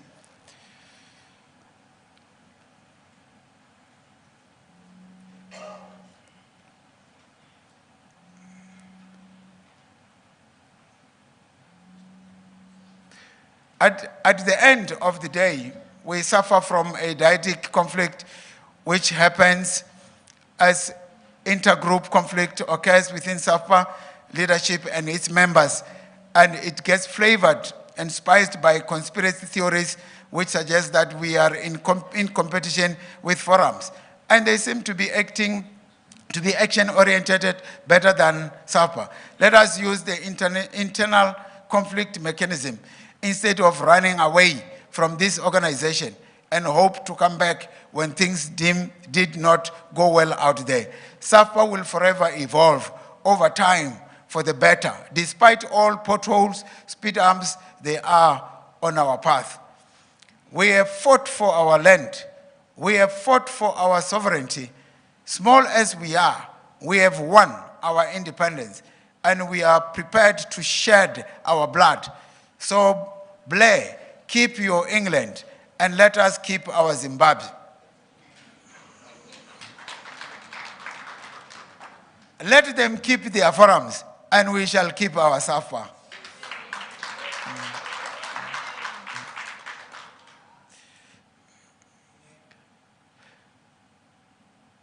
As we working towards concluding our long thing, let me deal with this one. The blame game. When expectations do not match reality, the blame game starts. SAFPA as an organization is not immune to this devastating scourge. We have these tendencies of a blaming game, conspiracy theory. The national structures, the NEC and NGC blaming each other, the NEC blamed by provinces who are equally blamed by their regions for this and that. This means that this subject of blaming each other internally must be understood and addressed properly. It is on this basis that we then have to delve into this and provide organizational guidance and insight. In other words, what causes the blame game?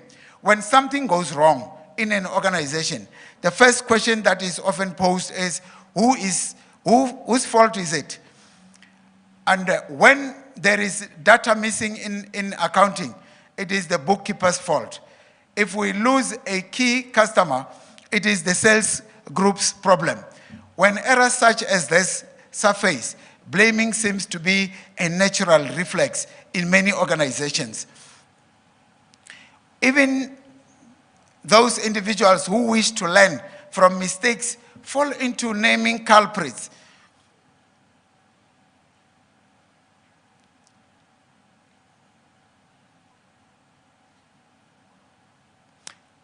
Once we figure out who is at fault, we then try to find out what is it wrong and with supposed offenders. And only when we discover what is wrong with them, we do feel we have grasped the problem. clearly they are the problem, and changing or getting rid of them, only simply being angry at them, is the solution. There is a problem with this common scenario. However, where there is a blame, there is no learning. Where there is a blame, open minds close, inquiry tends to cease, and the desire to understand the whole system diminishes. When people work in an atmosphere of blame, they naturally cover up their errors and hide their real concerns. And when energy goes into finger pointing and scapegoating and denying responsibility, productivity suffers because the organization lacks information about the real state of affairs. It is impossible to make good decisions with poor information.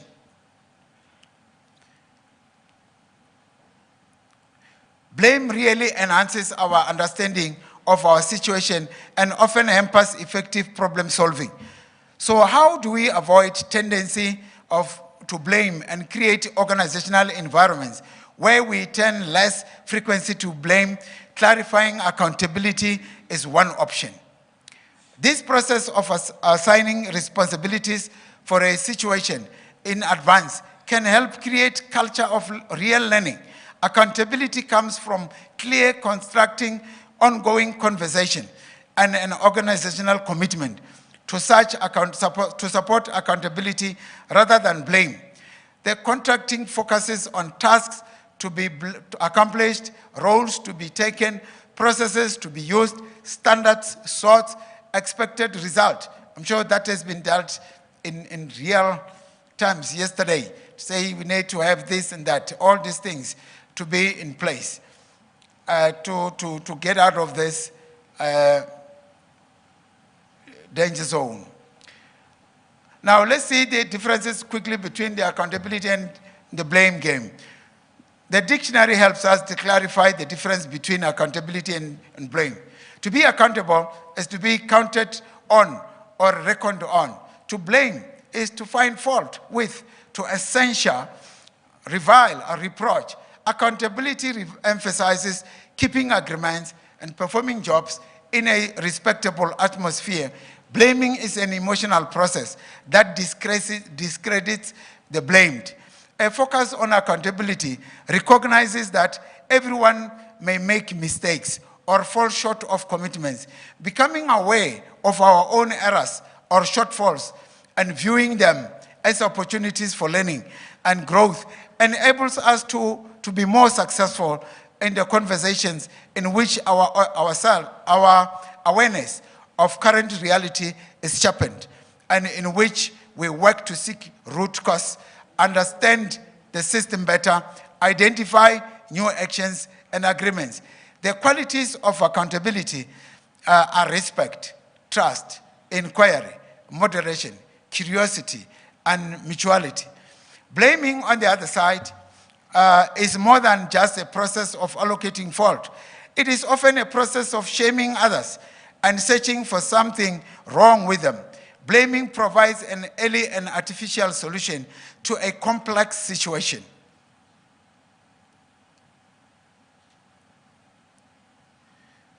It provides a simplistic view of a complex reality. I know what the problem is, and you are right. Blame thus makes inquiry difficult and reduces the chances of getting to the real root of a problem. Blame also generates fear and destroys trust. When we blame, we often believe that other people have bad intentions or lack ability. We tend to excuse our own actions. And however, because we know firsthand the challenges we face, the qualities of blame are judgment, anger, fear, punishment, and self-righteousness.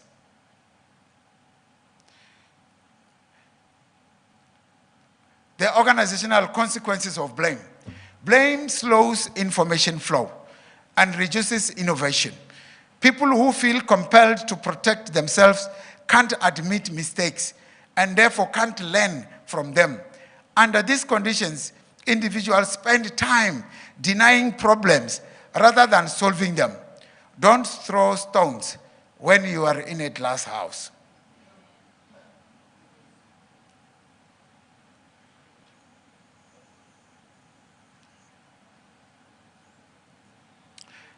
climate change and man-made disasters.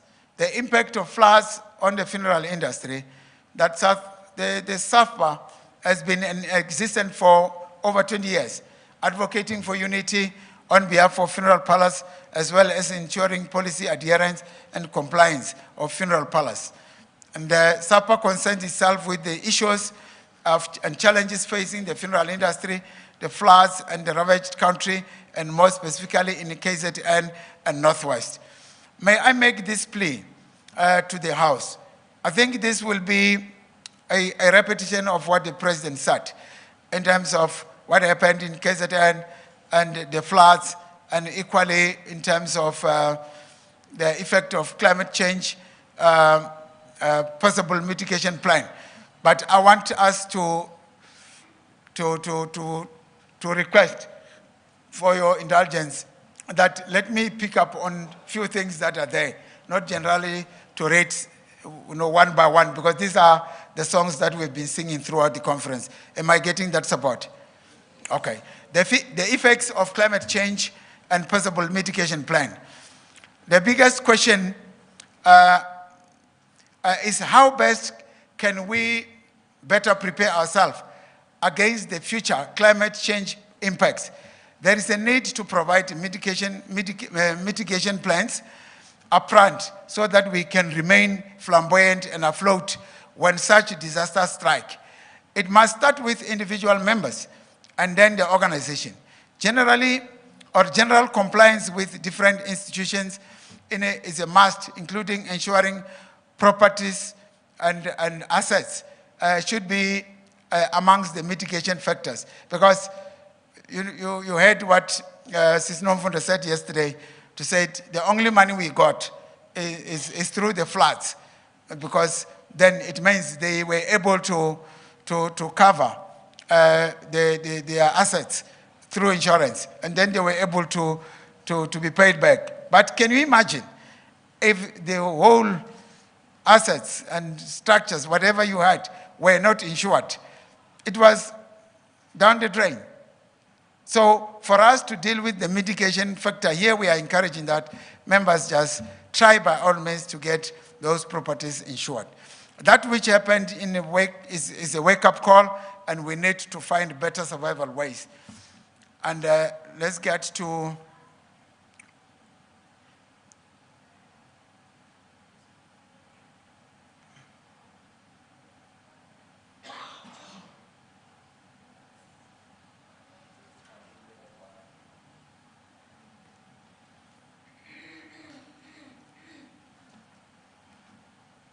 let me go to, I wanted to get to the recommendations.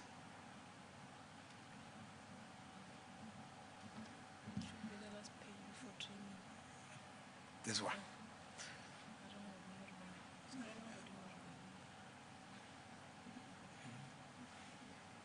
Yeah, this is the one.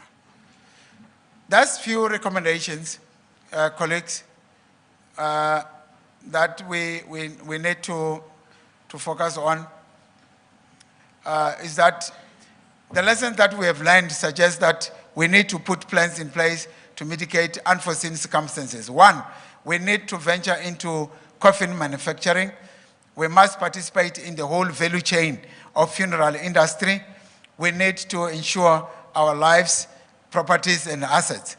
Ready ourselves in buying cars good enough for rough terrains. Create funding models that will help us to gain traction on social responsibility affairs. You remember during this time, when the disaster happened in KZN, people came and they wanted to show their way of pledging with the disaster. And other associations and whatever tried to do what they did. And I saw that gap to say, ish, we need to close that gap as SAFPA, because it is something valuable. The impact of Russian-Ukraine war. We can't overemphasize the daily impact of the war. And therefore, we need straight to go to the recommendations. To to say, based on the high price and whatever that have come up as a result of the war, SAFPA members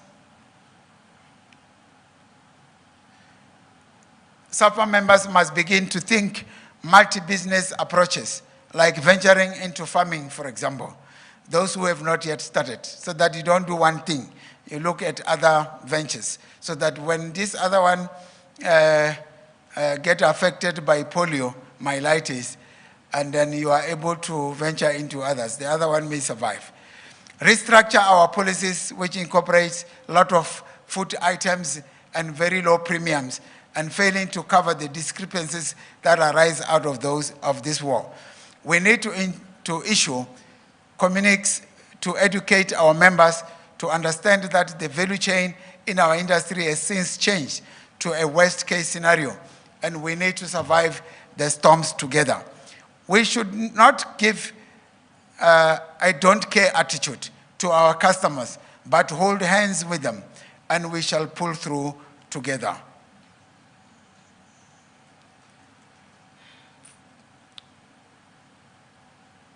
Now let's deal with issues of training.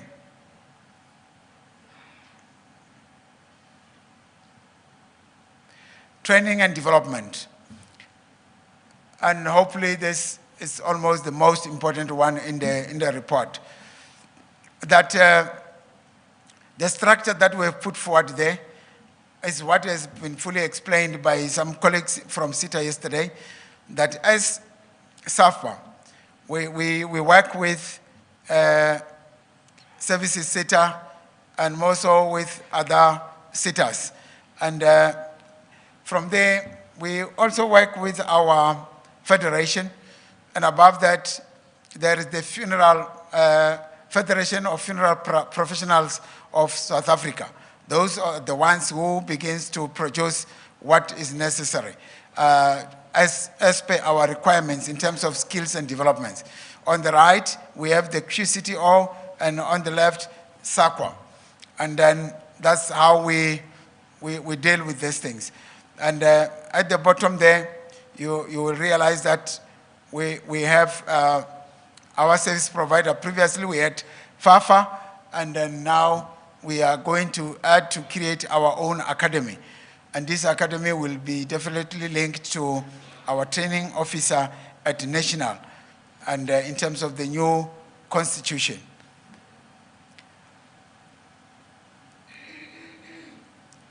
What we want to emphasize on this is that we have already started engaging with services SITA, for example, in the manner that we have gone back to get the old projects. And luckily they indicated those on the wall yesterday. And then they were busy revitalizing those old projects because they were stopped because of COVID. So we are going to reactivate that and make sure that they get activated.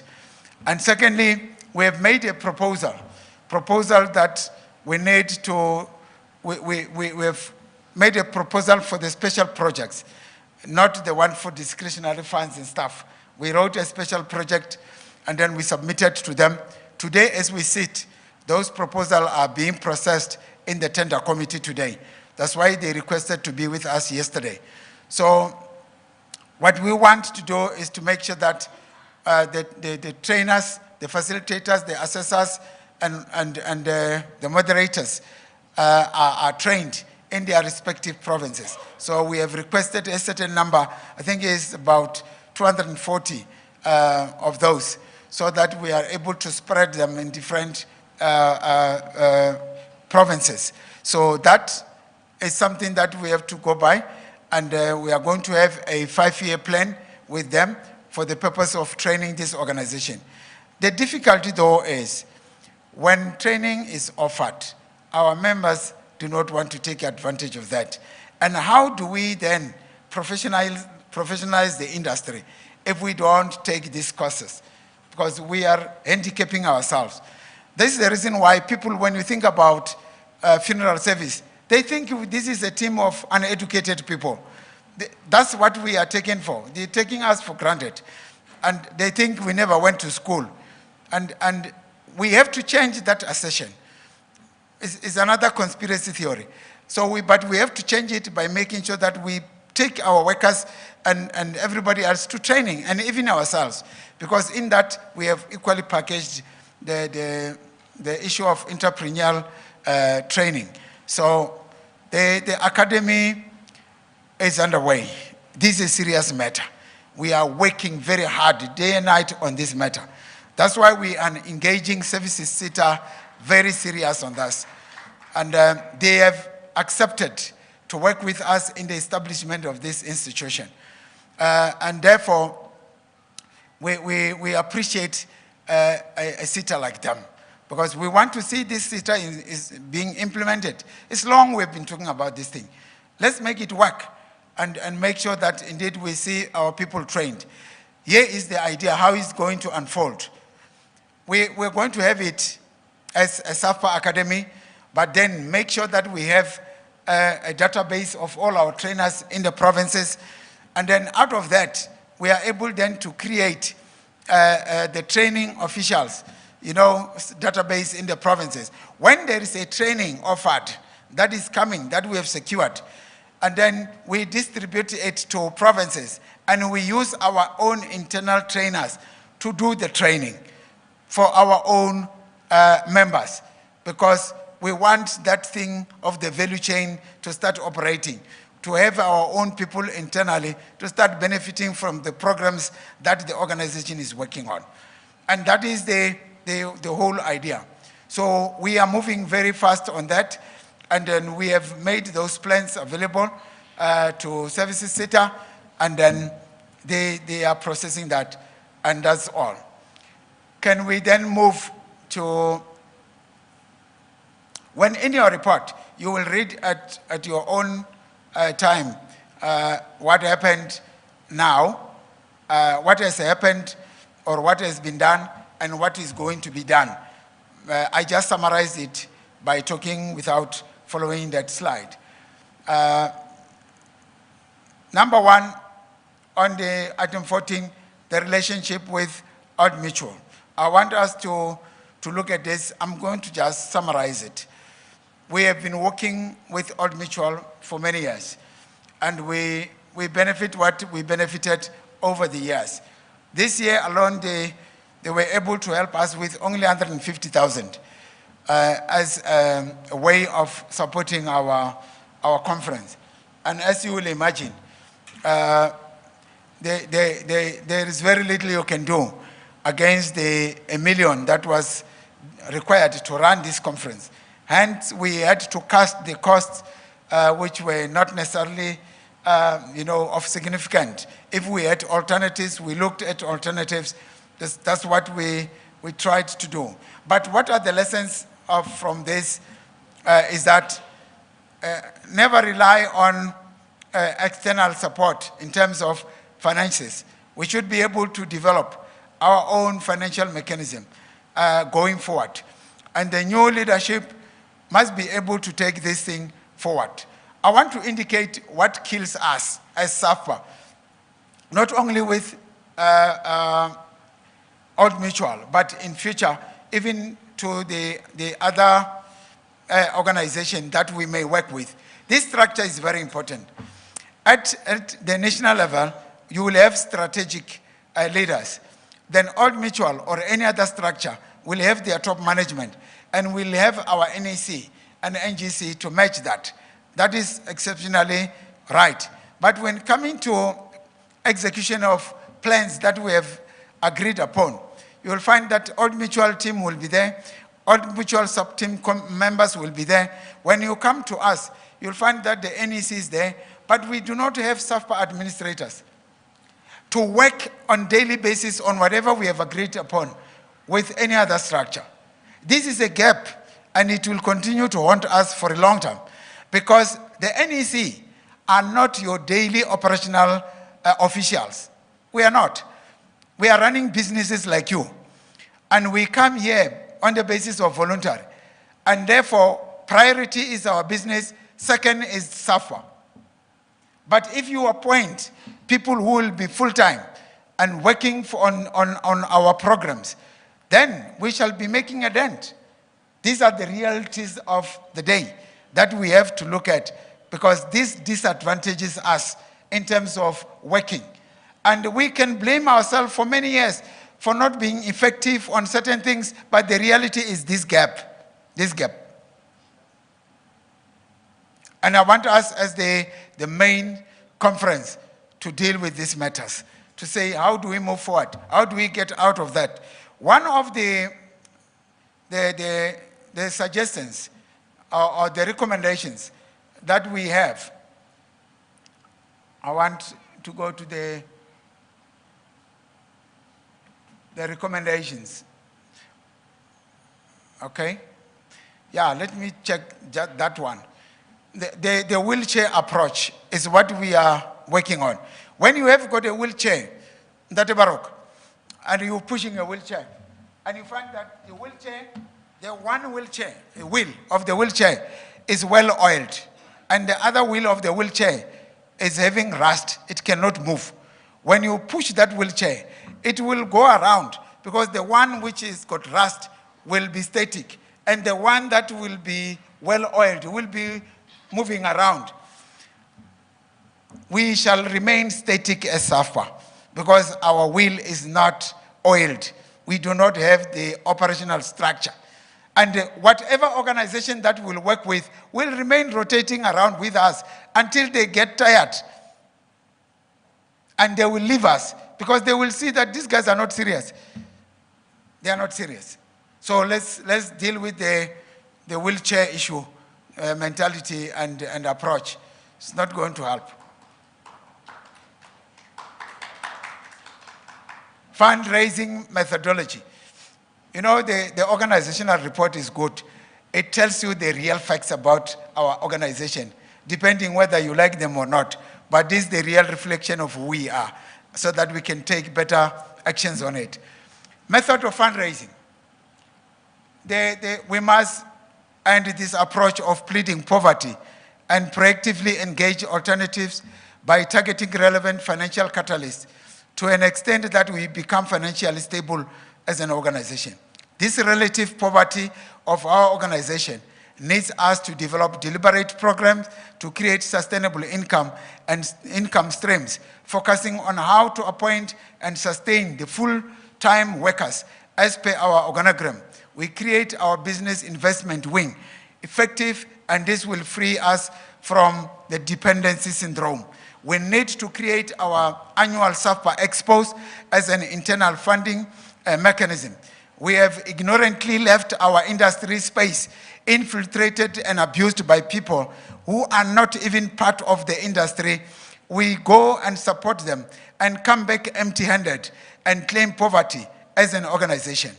This new way of thinking by the current leadership will take us to greater heights on a positive growth trajectory route if there is consensus and coherence in our general membership paradigm shift. These and other more ways of fundraising will keep us financially afloat, and finally we can subsidize our conventions and conferences internally. The issue here is, colleagues, we are using the monies. I hope there is no Old Mutual person here, because we are talking facts internally.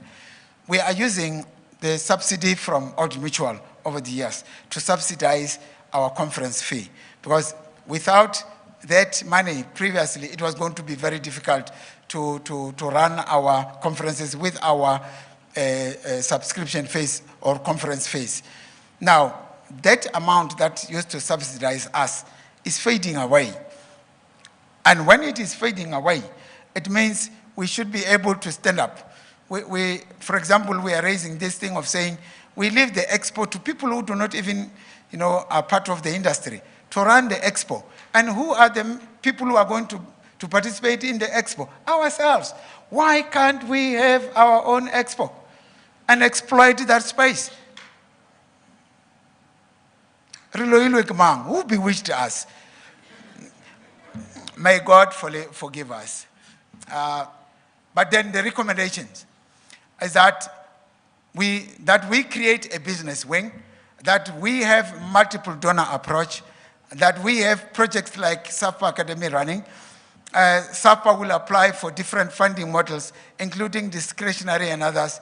In the meantime, we request Services SITA to give us learners and stipends for 18 months to serve as SAFPA staff so that we capacitate them to a level of employability where possible. In other words, because now we cannot be able to appoint, why can't we use the Services SITA students so that they can pay them while they are running their services in our organization? Whether we get 3 or so, they will pay them for 18 months, and then they can be able to work with younger. Because as of now, we have all experienced the difficulty of having one official in the office get frustrated and mix up things and all those things because he's working alone. And the young boy doesn't know what to do because the organization is too big for him when he's alone.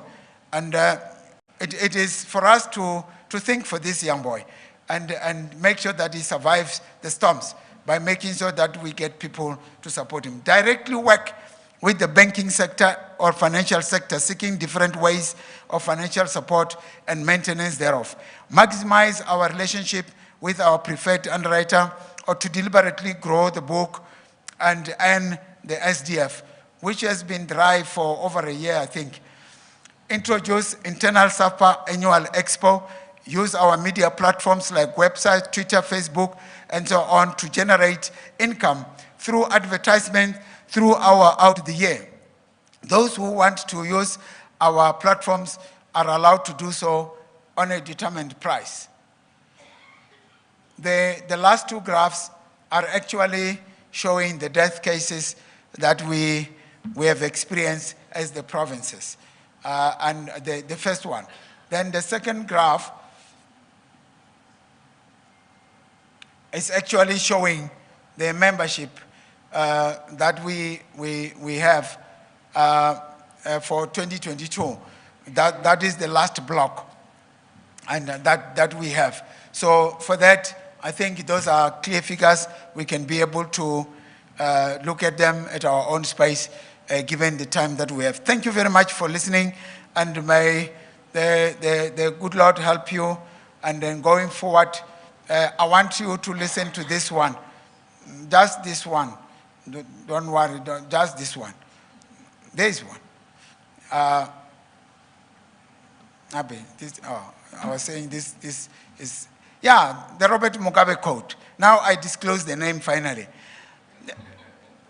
He says, this old man, I love him so much. African education system has surprising outcomes. The smartest students pass with first grade and get admission to medical and engineering schools. The second-class students get MBAs and LLBs to manage the first-class students. The third-class students enter politics and rule both the first and the second-class students. The failures join the army and control the politicians,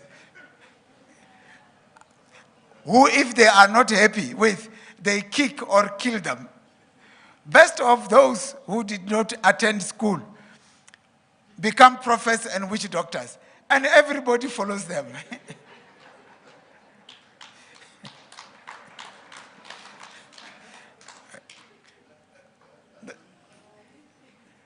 Now, my closing note is the taste of the pudding is in the eating.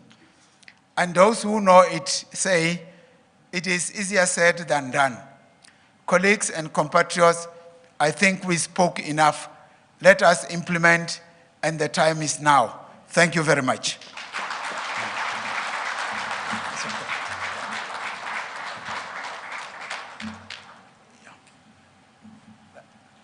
Let me talk to the chairperson and we move forward.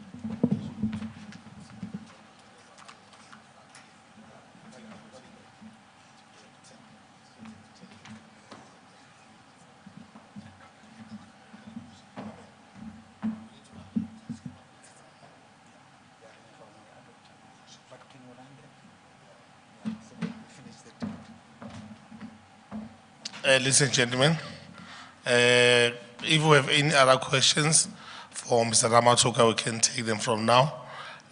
We need to move the fast pace of time.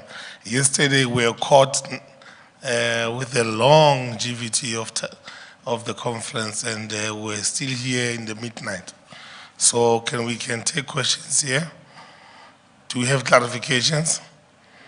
Count of 1, 2.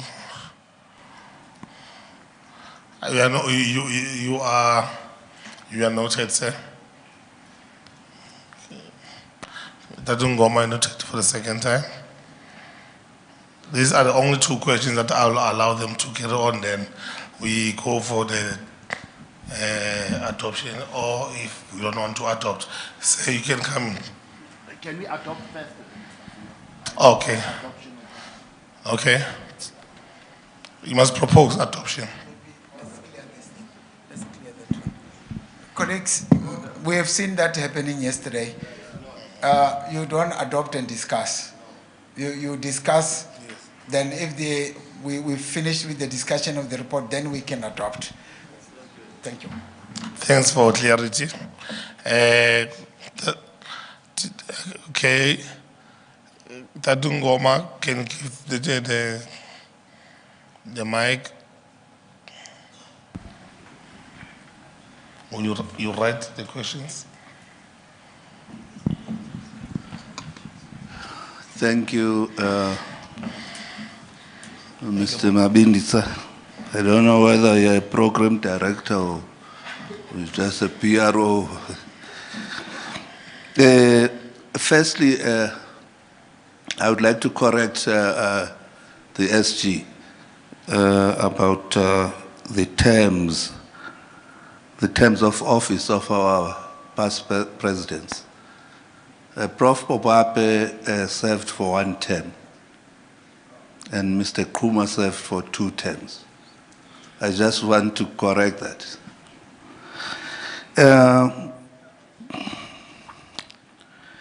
I don't know, I think your presentation of the state of the association, or the welfare of the association, that those membership graph you had there, I couldn't get them clearly. I don't know whether are we growing as an association, or are we losing members? Because you said a lot about forums and all that, and I was worried because it seems as if some members are going to the forum. And then also, if you can give me the clarity on Old Mutual. Why Old Mutual instead? I think Old Mutual was giving us, during our conferences, Old Mutual was giving us something like 500 or 300. Why such a big drop?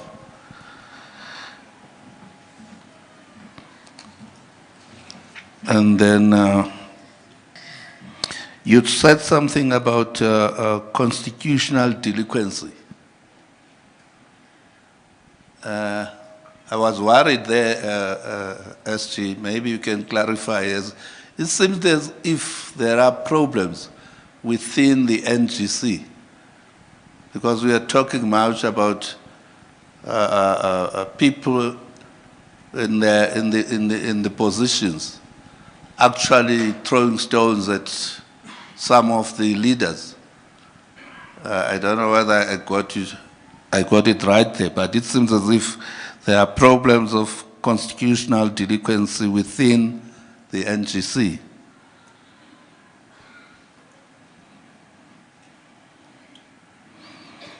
And then you said also something about accountability and blame versus blame, accountability versus blame. I can sense that maybe it's not all well in our leadership. Maybe someone is blaming this one for not delivering, I don't know. If you can give some clarity on those issues for me, thank you. Thank you very much. Mr. Ramasho, you can come. Thank you very much, Dr. Ngoma, for the questions. And thanks for the correction on the terms. We'll reflect the correct ones and as we go on. Thank you very much. The issue of Old Mutual, I'll leave it to my honorable PRO and then to deal with that. And then in terms of the growth or the dying of the institution, those graphs next to each other, if you can check the previous and the current per province, you can equally have a glimpse of the previous numbers against the current numbers, whether this province has gone down or up. And that's the essence of why we put those flags there. But for the level of your age, it is my responsibility to make sure that you understand those graphs clearly, and each one of them, because I can't treat you like these young ones, you know, I can't. But if it was asked by a young one, no, it was going to be different. I will deal with that on that level. But I'm just saying this to members to say, look at the graphs, your province, how it was previously, and now, then you get a sense. Coming to the question of constitutional delinquency, and remember this report, maybe let me put this into perspective. Our national organizational report is not a report of the NGC and the NEC. It is a report that encompasses the reports of the provinces. In other words, when I receive the provincial reports, I read all of them, 8 of them, and get to understand what are the issues in each of these provinces. And then when I come here and present, I present the organizational report, meaning it's a combination of the defects, the progresses, and everything what that is happening in our provinces, but in a very, short space, without necessarily indicating that in Northwest this is what is happening, in Free State this is what happened in Limpopo, but showing that we have the main framework of issues so that we deal with them. That's why we do not have, the specifics. We don't deal with those small specifics there. So that is the same thing with the blame game. It's not because it's not like it's happening at the national committees. No, this is a national scope. Thank you, Bob. Thank you.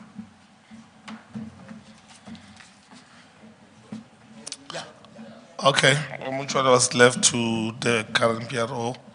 Ladies and gentlemen, I want you to understand this. We were married to Olmujuan, and with particular terms and of references. But along the way, Olmujuan became our competitor, and that is a sign of doubt. If the marriage is a sign of doubt, you lose trust.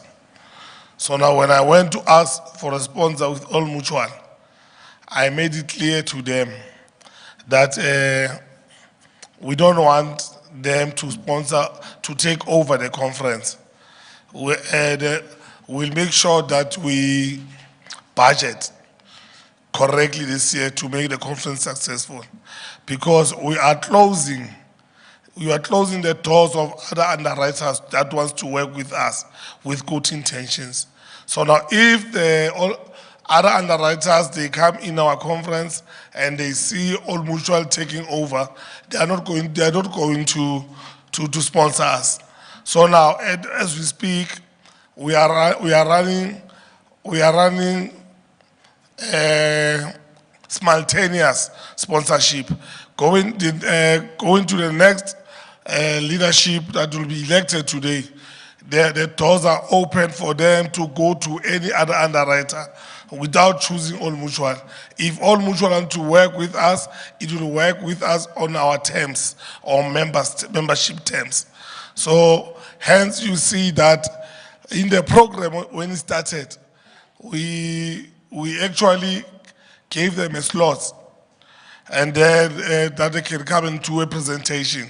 But they were not here because truth speaking, I said no, they cannot be part of us. They need to buy a slot to talk to the membership. Thank you. Can we go for the adoption? Raise of hand.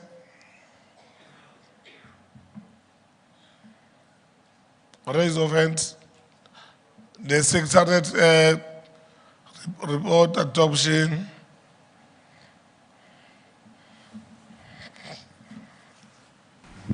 Thank you, Chair. I hope I'm not abusing the mic. You've warned us against that. Before I can adopt, I just want to get a clarity, Chair. You have mentioned the issue of interrelatedness and autonomous. You said our working with, or our interaction with these forums, with these federations, that is not yielding any results. And it is the fact, Chair, that although we may throw the stones to these forums, they have done a great job because we were able to get the YPDs, we were able to move Old Mutual out of the way because they wanted to compete with us. So we must give credit where the credit is due. Are we still going to take this approach? Because if I remember, Mr. Matebula here on Monday, he said the vessels are comfortable at the harbor and the ships. Yeah, they are comfortable at the harbor and the planes, they are comfortable at the airport. It seems to me SAFPA is comfortable with the federations, working with the federations, which that is not yielding any results. Are we going to take this approach going forward, or are we going to be autonomous and do what is right for the SAFPA members? My understanding, Chair, in closing, 80% of the members here, they don't have storage facilities. Such things are not reflecting. Can I humbly stop you there, because you are actually misled me. Okay. No, fine, Chair. For adoption, yes. Yes, it was before I adopt. Okay. If I can Are get you clarity. adopting? If I can be clarified on that, the autonomous, then I will be able to adopt. We passed Thanks. this one. We gave you the chance to clarify the questions. Can we move for adoptions? Sir, can you go down there?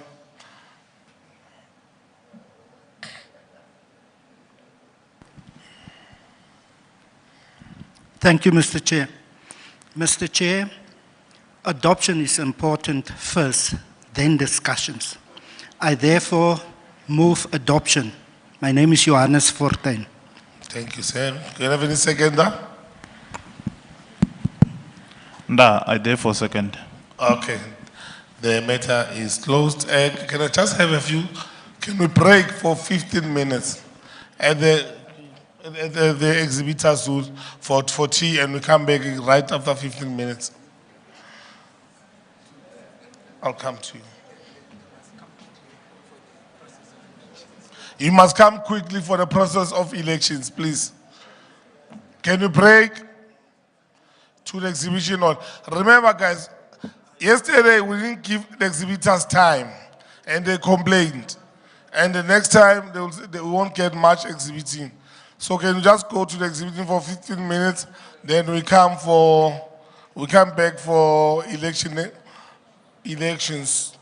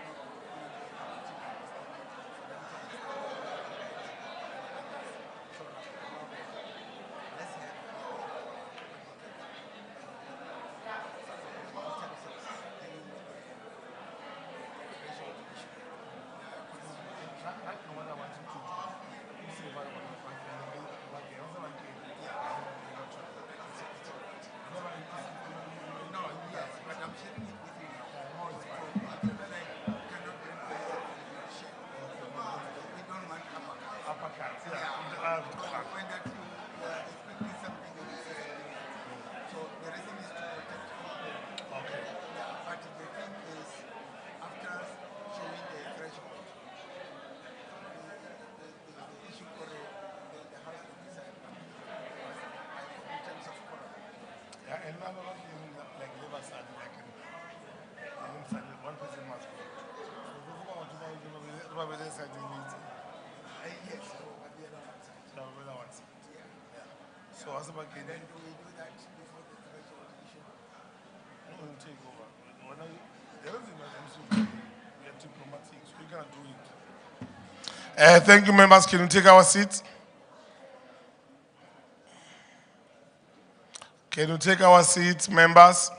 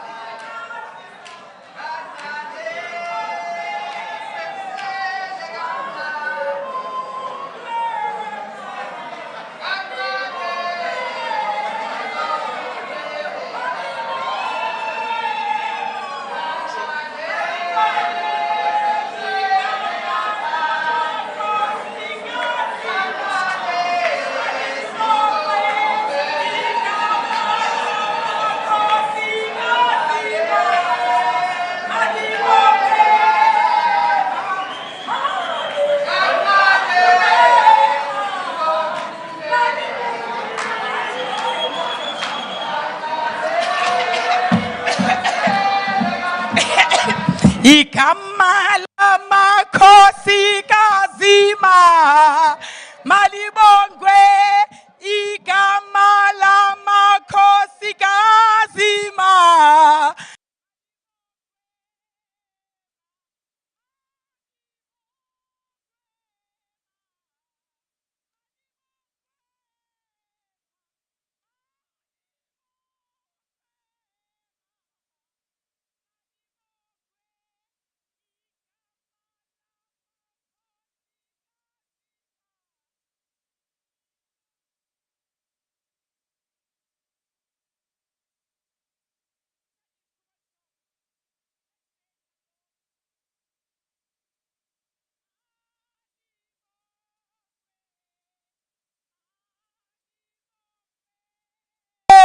Malibongwe. Malibongwe. Hallelujah. Hallelujah. Amen.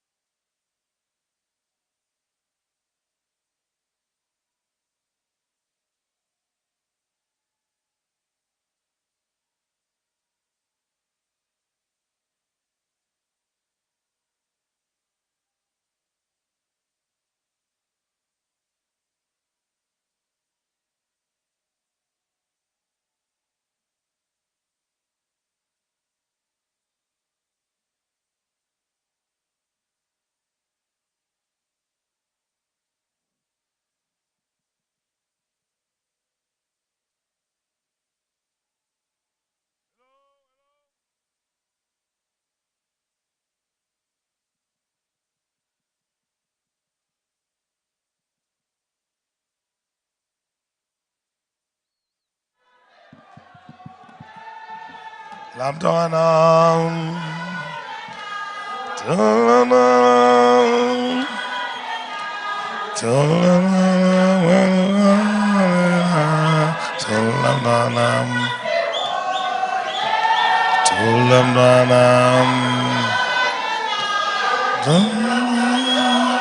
Thank you, leaders. Thank you, leaders. Wow. Thanks for the energy. Thanks for the energy. That was 10 plus 10. 20. Can I ask Mr. Ramatoga to come and take his stage? And then he proceeds us. And then the electoral committee, they'll tell us how to conduct the elections and then what to expect from there. Can we have Mr. Ramatoga to come back?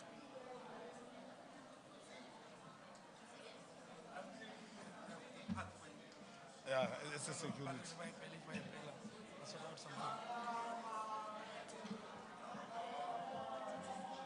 Eh?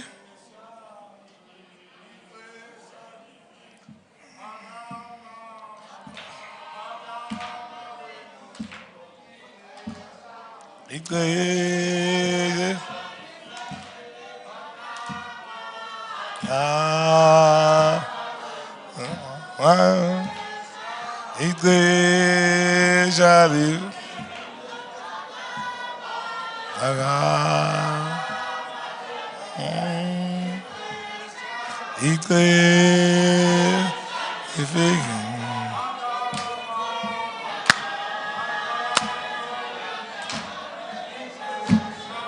Igwe.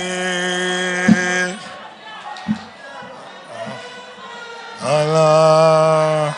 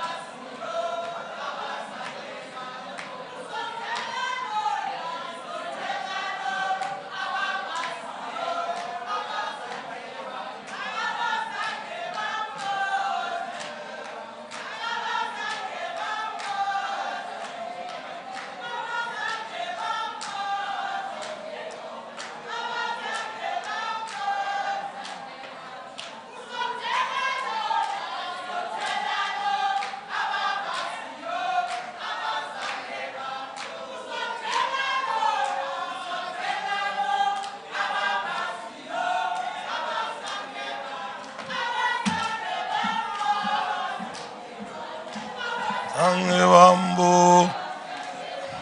Mr. Ramatoka, can you come forward? Guys, let us be time conscious, please.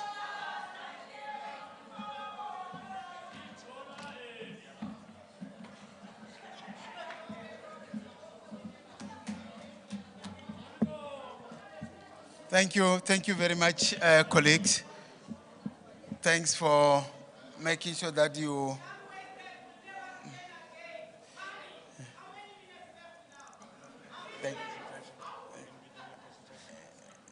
For now, I think yeah, you can just for later stage.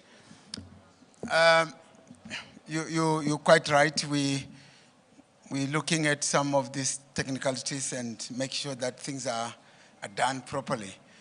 Now, this is what is going to happen. And good afternoon, colleagues. So, looking at the time constraints and all those, we would like to see our members sitting down and we get the briefing in terms of what is going to happen in terms of this, the elections. We've got a company that we have appointed because when we approached, we wrote a letter to IEC, and IEC indicated that they will not be able to assist us because they still have a moratorium which has not yet been lifted. So we then had to go out to get an independent company that will be able to run our elections, because we did not want this elections to have any kind of smell in terms of fairness and justice. We wanted a clean process. But then our local, the very same IEC will be given the space to outline the process. And then when he has done that, or when they finished with that process, we have will be having the in-house capacity to guide also in terms of the prescripts of the Constitution with regard to voting. And therefore, the two will be able to balance. My job will therefore be to provide credentials in terms of figures, say where do we stand, and so that we can be able to move forward. So in the meantime, I just want to allow the presiding officer and welcome them, IME officials, to come in front and provide that guidance as we progress. Thank you. Let's clap hands for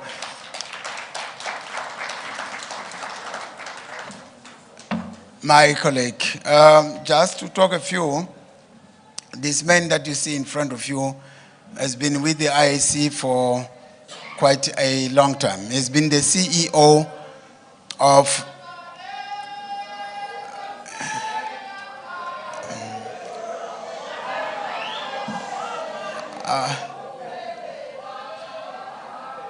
let's hope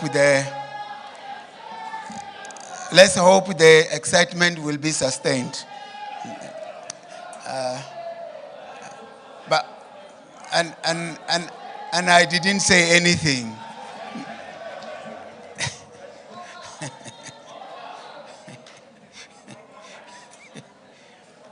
Thank you for the right song at the right place at the wrong time.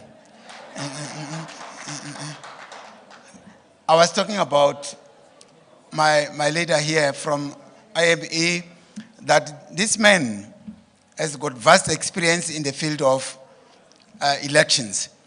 He knows the in and the out of these elections. He has been the CEO for almost 10 years in the IEC environment, until such time when he decided to open his own company to run the elections. He has done this to many other organizations, some of the unions and so on, just to mention a few.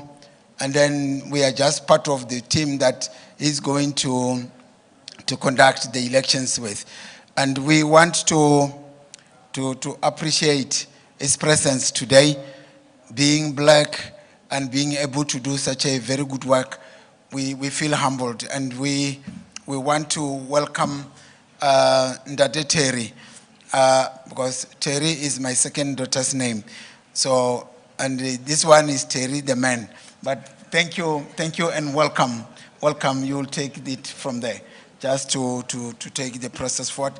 I'll come back in terms of the credentials. Thank you.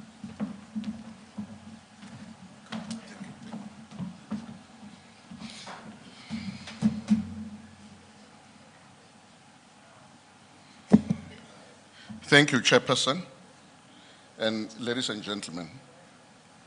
I think just a minor correction from what the Chair was saying.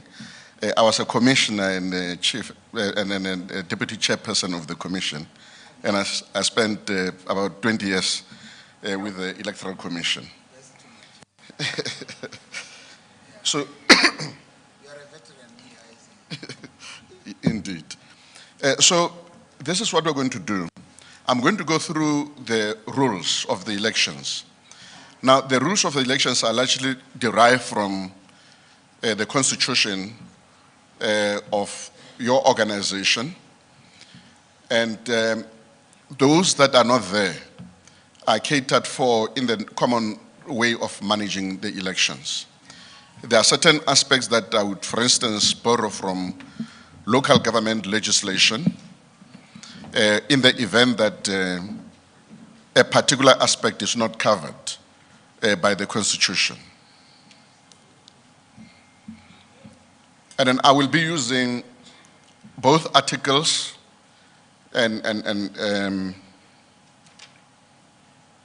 I'll be using largely articles to refer to aspects in your Constitution. Article 28 deals with the annual general meeting. 28.1, the annual general meeting shall be convened during the month of May or soon thereafter, but not later than June each year, and shall comprise of all members of SAFPA. 28.2, the annual general meeting shall, 1, approve credentials of delegates, confirm and adopt minutes of the preceding annual general meeting, receive the presidential address, consider and adopt the report of the NEC, consider and adopt audited financial statement, consider and adopt or reject proposed amendments, consider any application of associate membership, and welcome new members, and also determine the schedule of fees of ensuring year, and hold elections, which is the most important, for the national executive or for the filling of vacancies thereof. This is covered in terms of section 28.2.10. And again, the Constitution, Article 8.2 talks about the categories of membership, full membership, aspiring member, and associate member. But I've been informed by the national executive that all the members who will be here have already gone through the auditing processes and therefore would be the ones entitled to participate in the elections in terms of voting. As you know that in terms of section 8.4.1 or article 8.4.1, aspiring members enjoy all benefits of full member except that they are barred from participating in voting and standing or serving in leadership positions at provincial and national structures. And they, however, have a vote at regional structure. This particular aspect has also been clarified that for the purpose of this annual general meeting, everybody will be participating in the process.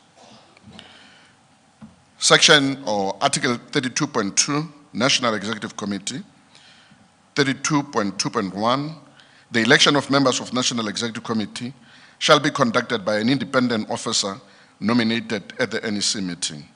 This has already been done as indicated, and our organization, IMSA, has been appointed in terms of this article. And only full members who have discharged all their obligations to SAFPA are eligible to vote. I've indicated again that I've been assured that this aspect has already been covered. And then members of the National Executive Committee shall be nominated from the NGC, and then we will be receiving the names from the NGC, and then it is from those names that we will be nominating for different portfolios within your Constitution. Article 16.1, the NEC comprises of the following members elected by AGM: National President, the National Deputy President, the National Secretary General, the National Deputy Secretary General, the National Treasurer, the Public Relations Officer, the National Training and Skills Coordinator. So it's 7 positions. In terms of Article 16.2, the NEC members may only be elected from the NGC councillors.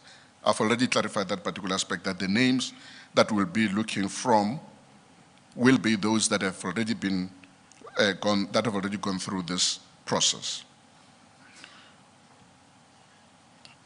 16.3.1, should a province from which an NEC member wish to terminate his mandate as a councillor, it should follow the process below. 1, it shall require or acquire 50+1 votes from the provinces in favor of the motion to requisition a special general meeting to move a vote of no confidence on an NEC member concerned. But this is obviously not a platform, and therefore this provision is not going to be applicable for this purpose. Term of office of the National Executive, I think it's quite well known, and I'm going to the nominations. In terms of Article 32.2.4, nominations shall be valid if, in terms of 32.2.5, it has been proposed by a full member and seconded by another full member, provided that the proposer and the seconder come from different provinces, and the nomination has been accepted by the proposed nominee for the specific position. I indicated that this is what we're going to go through immediately when I complete this particular process. The nominated member must have completed at least 5 consecutive years as a full member. All full members shall have a single vote in respect of each position. So it's one person, one vote. Voting shall be conducted by secret ballot. That is in terms of Article 32.2.8. Nominee with the highest number of votes shall be declared a winner for specific position on the provincial or on the executive. In the event of a tie, the presiding officer shall have a casting vote. This is in terms of Article 32.2.10. I'll come back to this particular aspect again. In terms of 32.2.11, all spoiled ballot papers shall not be counted. For the purpose of reconciliation, we will be counting them separately, but not as part of the valid votes. Nominations for different portfolios will happen at the end of this presentation and shall be from amongst the names of those who have been shortlisted already. Voting and quorum. In terms of Article 30.1, voting in all meetings shall be by show of hands, except in the election of the executive committee, in which event it shall be by secret ballot. I've already outlined this particular aspect. 30.2, every member shall be entitled to 1 vote, and no voting by proxy shall be permitted. In the event of a tie, I indicated that I was going to come back to this point, the presiding officer shall have, in addition to his vote, a casting vote, but because I'm not having any other vote as a presiding officer for this particular aspect, the chief electoral officer, myself in this case, who is the presiding officer, shall resolve a tie by lot. This is an aspect that has been borrowed from Municipal Structures Act, Schedule 1, Section 8, Subsection 2, which says that at the local government level, in order for you to have a decision, you decide a tie by lot. In other words, in full view of everybody here, we will toss a coin, head or tail. And then the two candidates would be tied, will come forward, they choose the side of the coin, and then we toss the coin in order to make a determination in terms of who is a winner for that particular portfolio. Quorum of all meetings shall be 2/3 of membership. If the quorum is not attained at a sitting, then the meeting will be adjourned for a later date. The chair indicated earlier on that he will be dealing with the credentials, and therefore we will be able to establish as to whether a quorum is constituted or not. If the quorum is not attained for the second time, and a quorum of the members present at the last meeting is attained, the meeting shall continue and decisions taken shall be binding. Voting. Voting will take place after ballot papers have been finalized. Ballot papers will be slightly more than the number of delegates in order to cater for ruined or damaged ballots. In other words, a ruined ballot or a damaged ballot, it's a ballot that you realize as a delegate that you have made a mistake before you deposit it into a ballot box. We have an arrangement where we will put it in a separate ballot box. We'll still count it as a ruined ballot in order for us to be able to make a reconciliation of all the ballots that have been issued.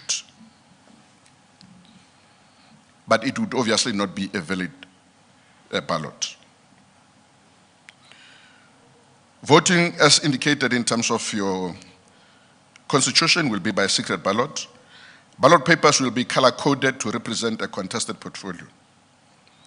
In other words, the ballot papers that are going to be produced will be according to different colors. Maybe the president will be white, the deputy will be yellow, and secretary blue, so that it is easier for us to do sorting during the counting of the ballots.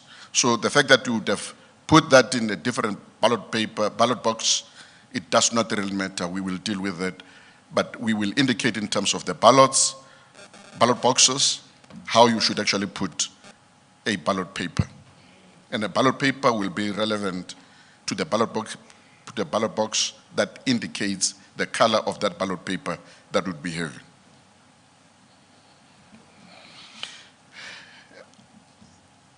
I indicated that each ballot box will also be color-coded, the same as the ballot paper. Delegates' names will be ticked off the voters' roll prior to being given the appropriate number of ballot papers. Now, the voters' roll, the register, which we have not requested as yet, after the credentials will get your register, we use your register as a voters' roll.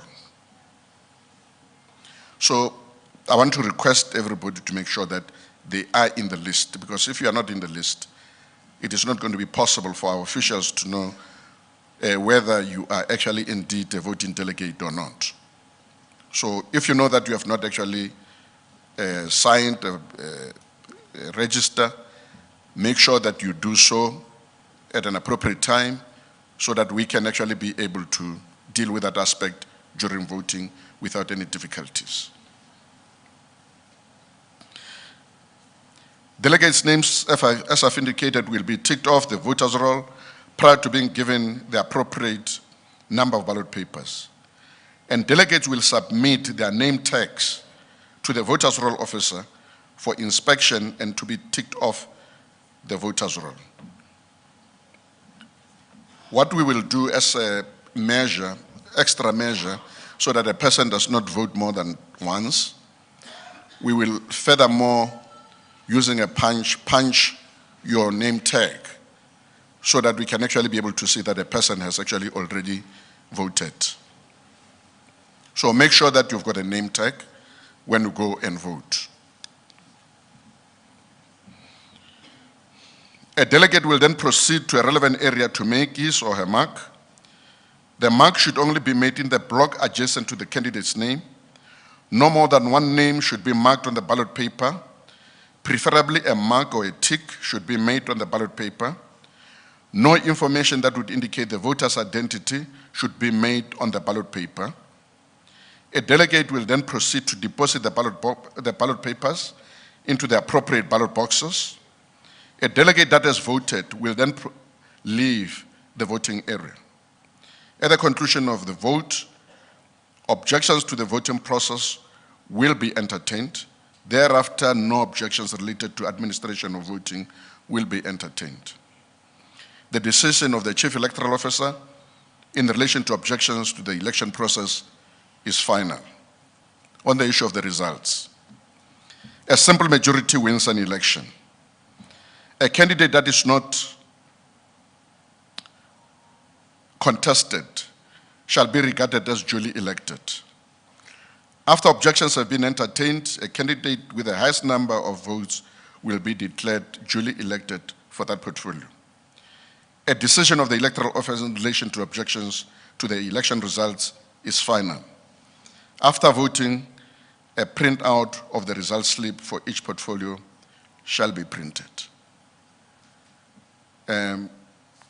Chairperson, may I request at this stage that you get a person who will move for the adoption of the election rules, and then we proceed with the next process, which is now to go to the nominations.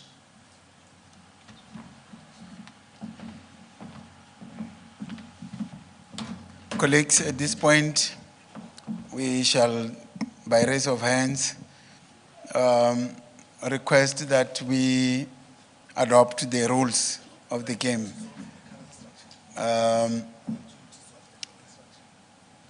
Don't mind the discussion that is going on here. I just want that process. We are mindful of the process that the aeroplanes are ready to go to Cape Town and other areas. So, by raise of hand, let's move, colleagues. It's time, and the time is now. I see the hand that side.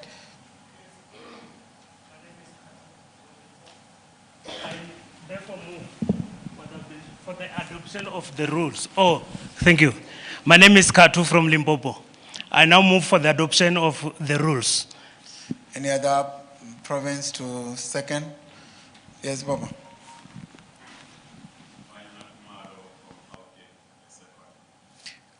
Any dissenting view? 1, 2, 3, going, gone. So we generally accept the rules of the game, and thank you very much for that process. Thank you, Baba. Sela.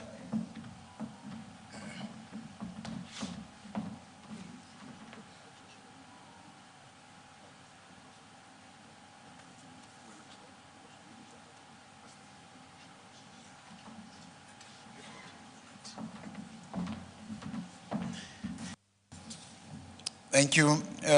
We thinking let's deal with the credentials once and for all, so that we are able to proceed to the next stage. In terms of the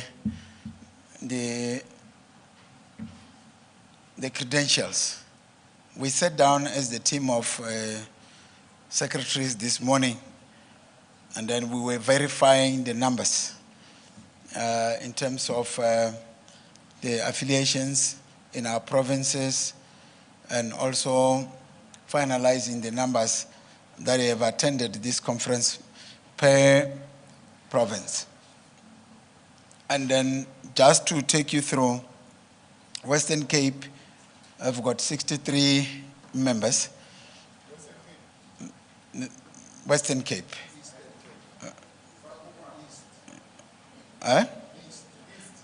Eastern Cape has got 126.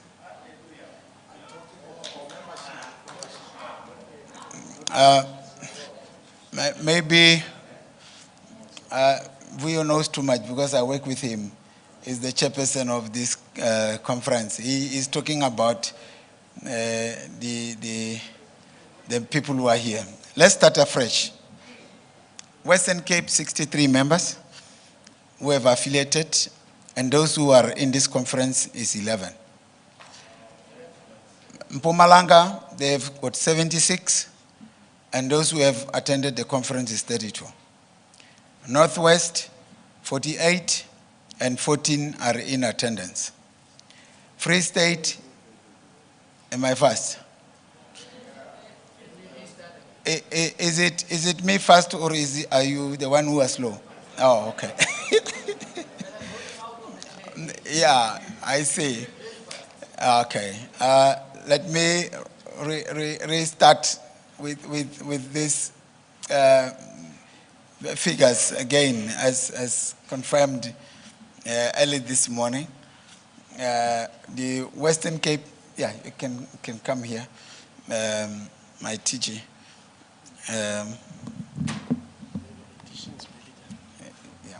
Additions. Eastern Cape 69, Gauteng 76. Oh, 6. Let me see. But you guys are not telling the truth. Eh? Okay, sharp. These are the people who came to add to the the conference. Just give me a second to deal with that, because TG has got the recent figures which will have to be confirmed by our secretaries again, as they've given us to say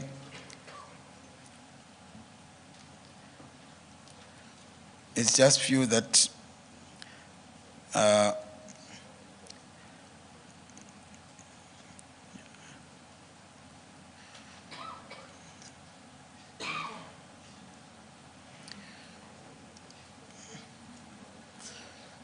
some people came to register when we are here at the conference, but we are just confirming those figures so that we do our. All right.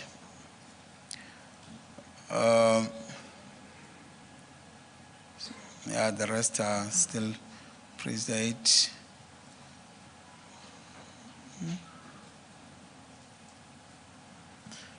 Okay, I see.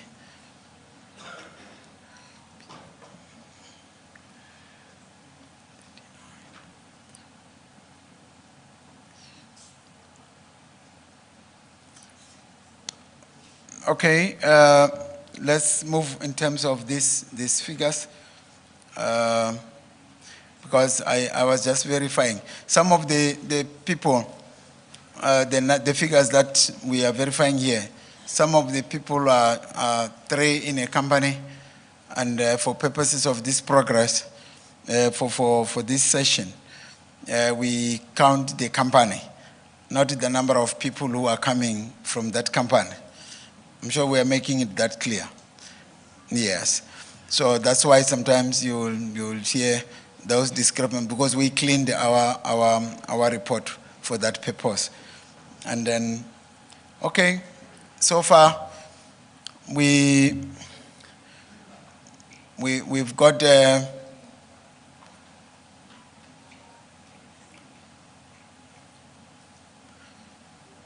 we've got 63 Western Cape. I'm just starting, just to refresh you.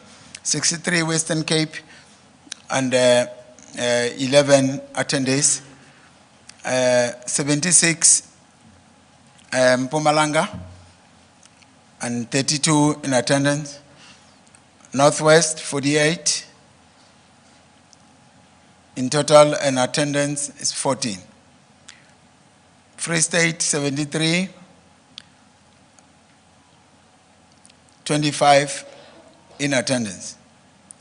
KZN, 107, 60 in attendance. Limpopo, 71 and 27 in attendance. Eastern Cape, 126 and 69 in attendance. Gauteng, 177 and 76 in attendance. Those are the total. Nabi, come quickly. We just want to add this. I've got my personal PA from home. Yeah. Now I want us to do the calculations for the forum, because we've changed the figures. Yeah, I'm going to read it again to check the total. Yeah, let's put it there. 314. 741. How? Okama si chinchi. Yeah. Okay, calculator. Let's say 2 times. 2 times then. 2 times this and divide by 3. Yes. We're saying 741. Yeah. Times 2. Times 2 divided by 3. 494. It's 494. Yeah, 494. And this is, we have got 314 instead of 414. It's okay, sharp. It's the Yeah, equivalent yeah, to yeah, LA. yeah. Thank you. We were just recalculating after the. Now, in terms of the total number of the affiliates in the country, we have 741 members as SAFPA. And then of the people who attended the conference, we've got 314. And our quorum, in terms of the constitution, is the 2/3 of the membership. And then the 2/3 of 741 is 494. And the people who are in attendance are 314. In terms of this constitution of ours, we may not proceed with the proceeding of voting because we are less than the number of the quorum. That is the situation with the quorum issue. And therefore, in terms of the Constitution, it further says to us that when this kind of circumstances happen, we have to move it to a later date. And then so that we cause a special meeting within a prescribed period in the Constitution. And then that period, we have to come back and just specifically to deal with the elections. That is as per the quorum issue. Thank you.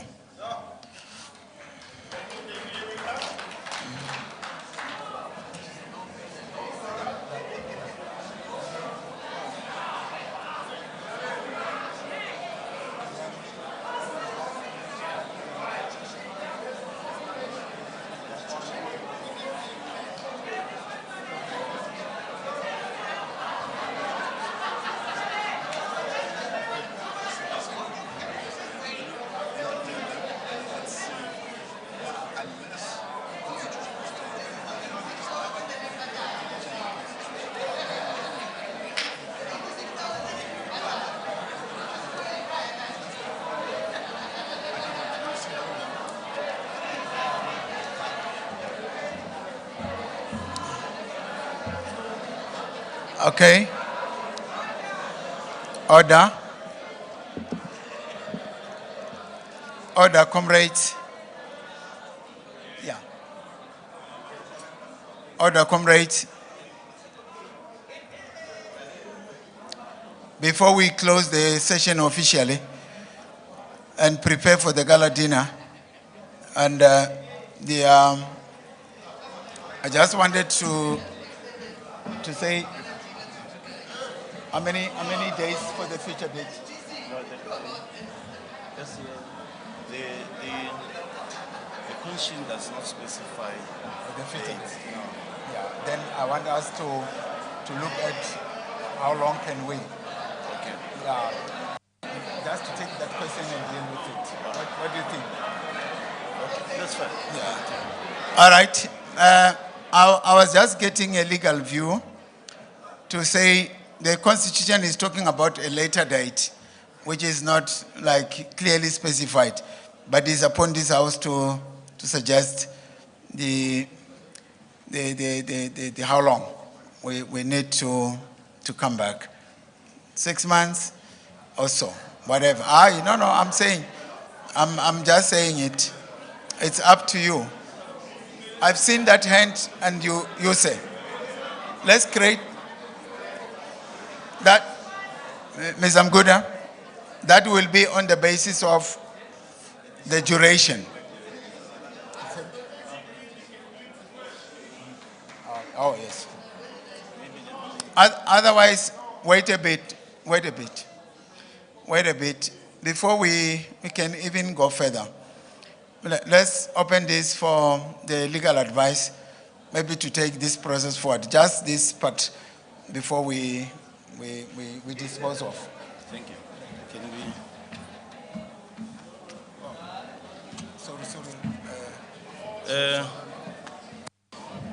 Thanks, colleagues. Good morning. Oh, good afternoon again. Colleagues, morning again, afternoon. This is a very painful situation, I must accept.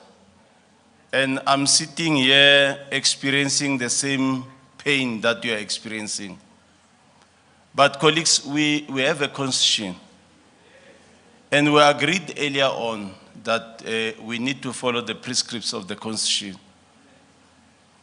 And, you know, I've been trying by all means to not use the title advocate when I'm in this forum, so that I am one of you. Because Comrade Jerry will know, if you are an advocate or an attorney, you are an officer of the court. And as an officer of the court, it is your responsibility to ensure that when you interpret, you ensure you interpret correctly. Now, the challenge is you might want to overlook one or two things, but you must always think ahead and advise, more especially when it comes to issues of elections, because chances are you can go ahead with the exercise and somebody feel aggrieved and go to court and challenge it. And we're going to lose a lot of money. So if you look at, I know a lot of people ask me questions around these issues of the constitution. And the constitution that I'm referring to the constitution of SAFPA, amended as amended and adopted on the 17th of November 2021, Emperor's Palace, Kempton Park. So even if you go to court, they will ask you which constitution, when was it amended and when was it adopted? And hence I'm citing it correctly so that we know the constitution of SAFPA as amended and adopted on the 17th of November 2021, Emperor's Palace, Kempton Park. It states clearly the issue of quorum. There were questions to say, but who is a member? Others were saying members are structures, provinces. But your definition of in the constitution is very clear. If you go to the definition of a member, it's very clear to say who is a member. It further, you further go to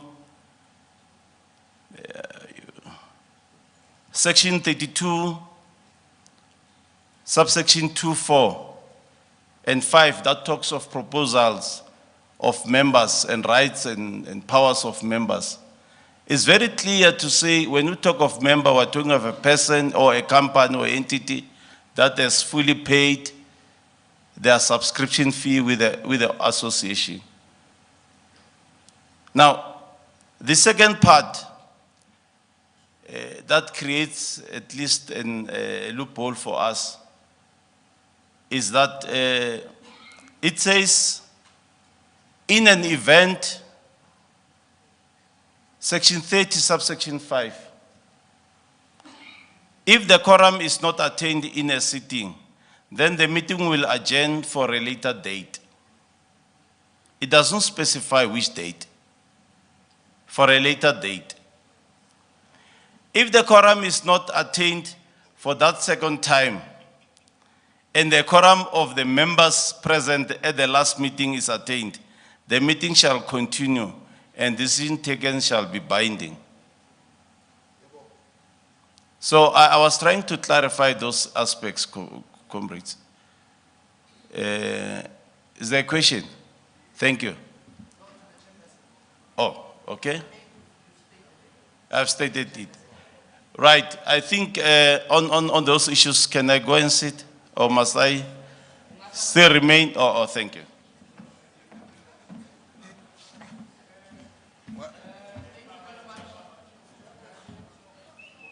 You are recognized, sir. Mr. Manahe. Thank you very much, Chairperson. Monaghan Legai from Gauteng Province. Thank you very much, Advocate, for laying that out for us. And as Gauteng, because it says at a later date, which it doesn't specify. So later date, then Gauteng really would love to propose that later date is after lunch. Thank you.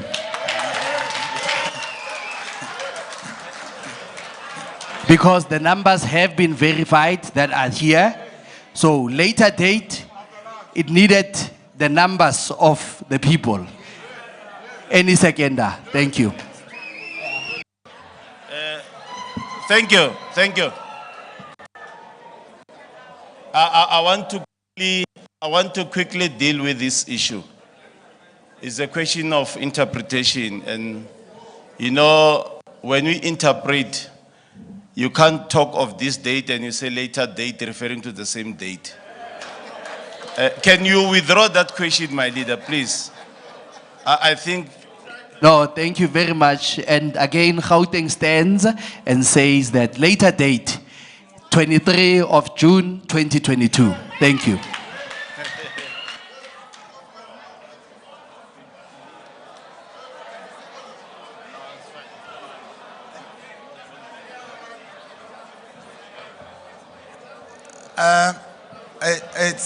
It's okay.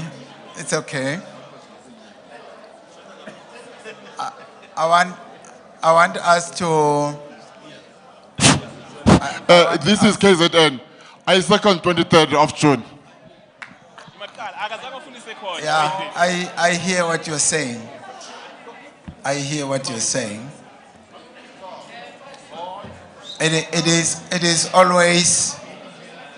is always good to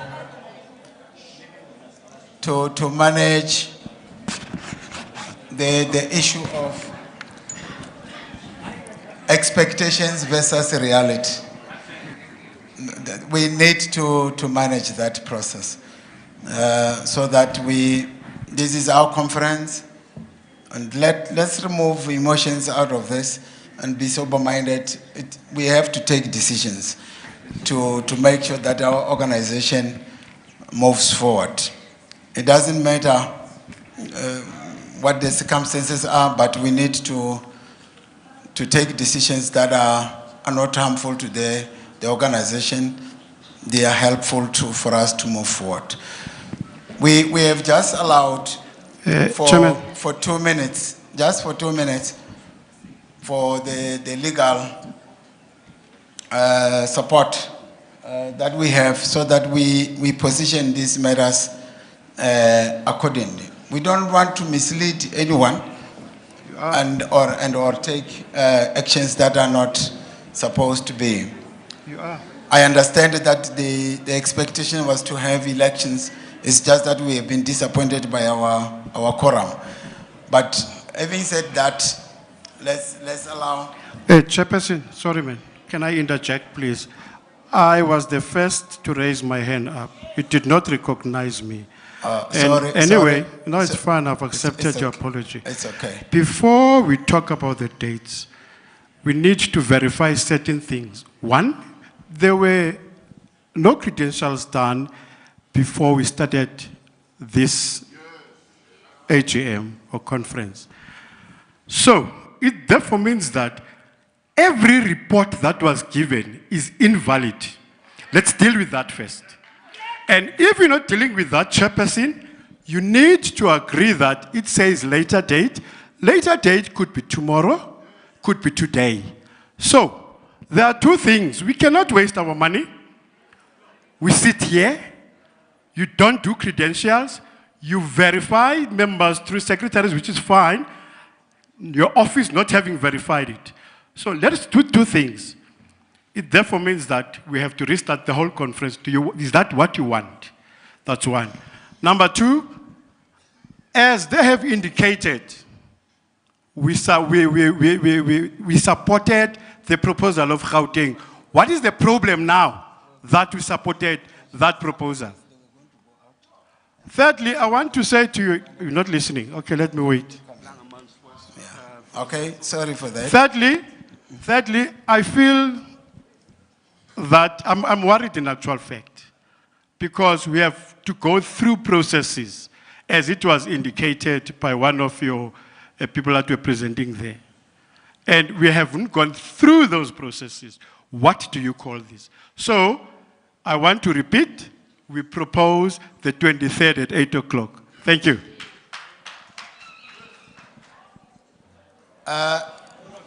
SG? There is a... Chairperson? There is a... I will recognize you. I just want to check with the House. After the briefing, after we have dealt with the process of the elections, we were all going, I've recognized you. You'll be the third, the second one. What we're going to do, we're going to deal with this part of the electoral laws and processes. Then from there, we allow you to go. We go for nominations. Then you go out. Coming back, you'll find us at the door, ready for you. In terms of, I'm saying this was the process that we were going to unfold. I'm responding to the issue of credentials. And then that part was catered for in the process, in the event that there was no problem with the quorum in front of us. The only thing that changes the ball game is the quorum issue.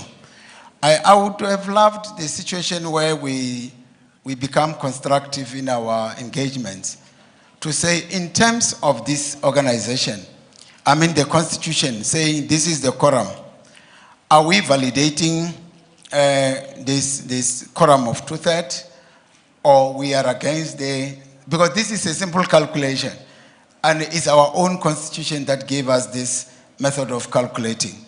Now we have calculated, we have given you. Now, it is upon us now to say soberly, we understand the quorum issue, but in terms of the way forward, what do we do? Because we are not changing the quorum by now. And the issue here at hand, to be specific, should not be all these other things that we're talking about. We should be specific to say, what is the later date, and we agree on it. But if somebody proposes something, and then we start arguing and counter arguments, instead of saying we agree or disagree, we support or not, because there was a procedure. Somebody suggested tomorrow. All right? Tomorrow. And the other one seconded. And I asked, is there any counter? Because we know some of our members are flying back now. It is up to them to check, because it's going to further deal with our quorum even worse by tomorrow. Let's think in those kind of lining so that we are sober in terms of our approach. Thank you. Let's go on. There was a proposal by Mr. Munareng supported. Is there any counter? Thank you, Chair. This is... yes, thank you. This is Khotsopara from the Free State. And I want to state that the invitation to come to the conference was extended to the maximum number of 350 people only. And therefore, even if we wanted to meet the total quorum, the invitation was going to limit us to only 350. And therefore, we should base our quorum on the 350 and conclude that 2/3 of 350 is here, and therefore we can continue. Thank you, Chair.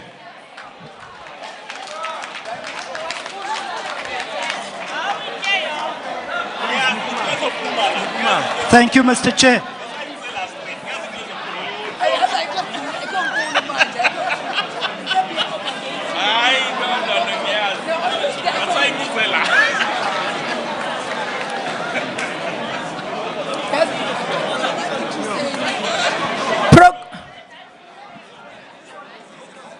Thank you, Mr. Chair. Let's deal with this. I will come back to you, my dear. Chairperson of Eastern Cape, I've conducted you. The issue of the 350 versus the current attendance. It's a nice debate, that one. That one is going to make us remain headless at some point. But let's be responsible. If we live here without heads, some of us, it will be the nature of the debate on that point. But thanks for raising it, colleague. We will be able to give back to the House to be looking at that.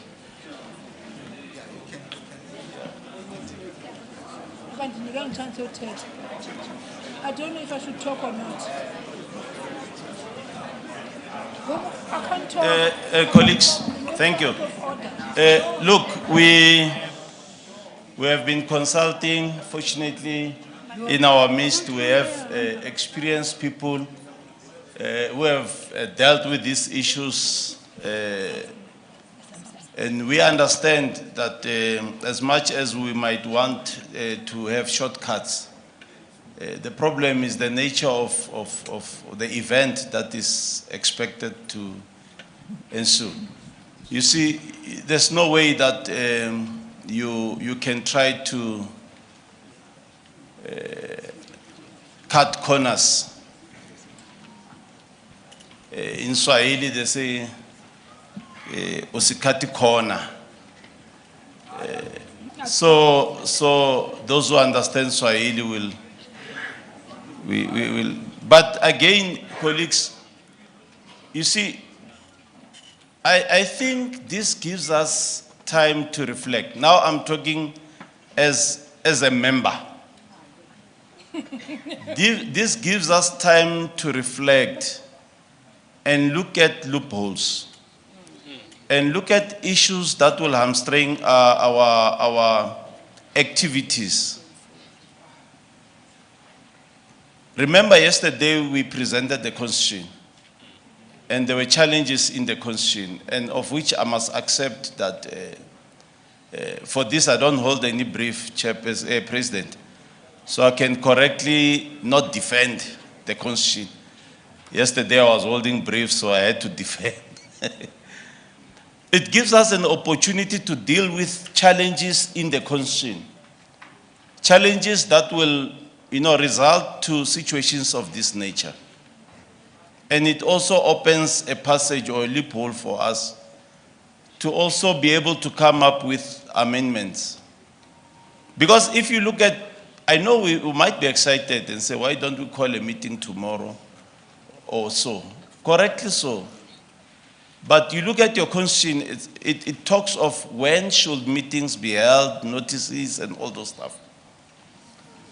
So we need to be sober-minded. We are business people. We are leaders in our own right. Sitting here, I think I see presidents of industries who are also capable of being presidents of this association. So in dealing with this issue, we need to have apply our minds correctly and close all loopholes so that we can be able to take this association of ours forward. Yeah. Debates might ensue, but unfortunately are not debates that might change the Constitution. Eh? We need to relocate the Constitution. Thank you.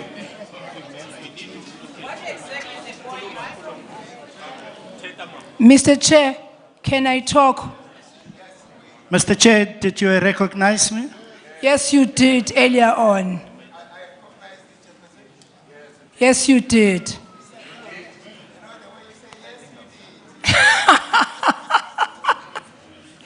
Thank you, Mr. Chairman. Mr. Chair, I would like to refer to what I said yesterday. I think yesterday I was the one who was very emphatic, and in fact, I'm worried because I even said Eastern Cape wrote a letter complaining about constitutional loopholes, and we didn't get an answer. We said we would prefer that answer to be given here and it wasn't given. And I don't blame the NEC. Maybe they were not ready to deal with those questions, but I would imagine that they own the Constitution. They are leading us. That's the first thing, Mr. Chairman. The second issue, Mr. Chairman, I remember the Honorable Advocate saying to me, relaxation, which is clause, I'm going to quote the clause in the Constitution. It's clause 49. He kept on referring to it when he was talking, when he was responding to some of the questions that were raised. That is number two in terms of what I would like to summarize. Number three, Mr. Chairman, we've just come out of COVID. People have struggled to come here. I would have loved to bring the whole Eastern Cape here. I was actually going from region to region to get the members to come and attend the conference, but I think it's an important conference. It's an elective conference. It's the first one after a very tough time that our members have gone through. Funds are limited. We would love to say we are running businesses, but funds are extremely challenged. And I'm not so sure, Mr. Chairman, if we are being honest now when we suddenly, rigidly follow the Constitution when there's a relaxation clause that we highlighted and agreed on yesterday. One of the key points I raised yesterday was the fact that there is no structure for provincial. I'm very worried about the provincial chairpersons here. We're running headless stuff. Usually they say headless chicken, and I refuse to say that. Because there's nothing that guides us. There's no functions and powers of the provinces. And therefore, the Constitution has got a lot of loopholes. And I'm not saying we must run an organization illegally or unconstitutionally, but we must be fair and be realistic about what we are doing. And therefore, today, my proposal is that, Mr. Chairman, and I love the gentleman at the back. Thank you so much, my dear brother. I was going to raise that, and I didn't want to, but I'm going to repeat it now. He said, the invite said 350. And we knew that Tina as members were more than 800, potentially. So I'm not so sure now whether are we not really saying what we are saying. You can't invite 350. You ended up with 342. And now you say you want 50%. Where's the 50% going to sit in the stage? Not really. And therefore, Mr. Chairman, I'm proposing that we proceed with the elections. I'm not talking about 2 p.m. I'm not talking about tomorrow because my members are already leaving. The Eastern Cape people are moving there because they live far. There's only two flights. In this country, we know what has happened. Comair is out of business. British Airways is out of business. So people who are coming from far, they've really been here, sacrificing to be here. And on the basis of that, using faithfulness, we're saying we're dealing with faithfulness in good faith. We're going to be doing this in good faith. And therefore, my proposal is that the elections must go on now, not tomorrow, not 2 p.m., today. Thank you, Mr. Chair.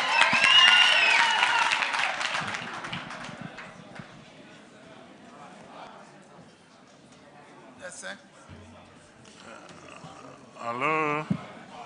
I want us to, we are now narrowing the debate. We are now narrowing the debate. The issue here is, just before Mr. Mapolo says something, the issue here is we take a view, because whatever we are saying, I'm hearing that, but the issue here is, are we saying one, because of the loopholes that are there in the Constitution, we disregard the Constitution. That's one. And then secondly, is that with that assertion, are we then continuing with the second version of the same statement to say, we therefore need to incorporate all the issues that we think need to be incorporated into this Constitution? And if that is the case, that assertion only says to us, we may need time to do that. That's one. Eastern Cape has submitted theirs, but it's not Eastern Cape alone, if I may want to indicate that. And that's why at our level as the NEC and NGC, we said whatever that needs to be made as inputs, still have the opportunity to do so, given the period that is still coming. That is part one. Number two, we are dealing here with the issue of the 350 that we have indicated. in terms of the space that is available versus the quorum that is there in terms of the number of people who have attended. That's number 2. Number 3 is whether we continue or not. Given all the other scenarios that I've already painted, we continue with the elections or not. Because I want us to be very specific so that we don't create a lot of evasive rooms and then and cloud the 3 issues that we have raised. That is the important. Mr. Mapole, you have heard the framework that the members have provided. That's not me. I was just putting that into perspective.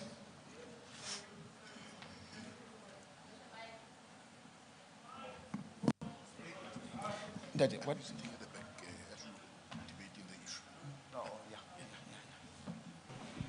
Thank you, Chair. And I want to greet all members in the House.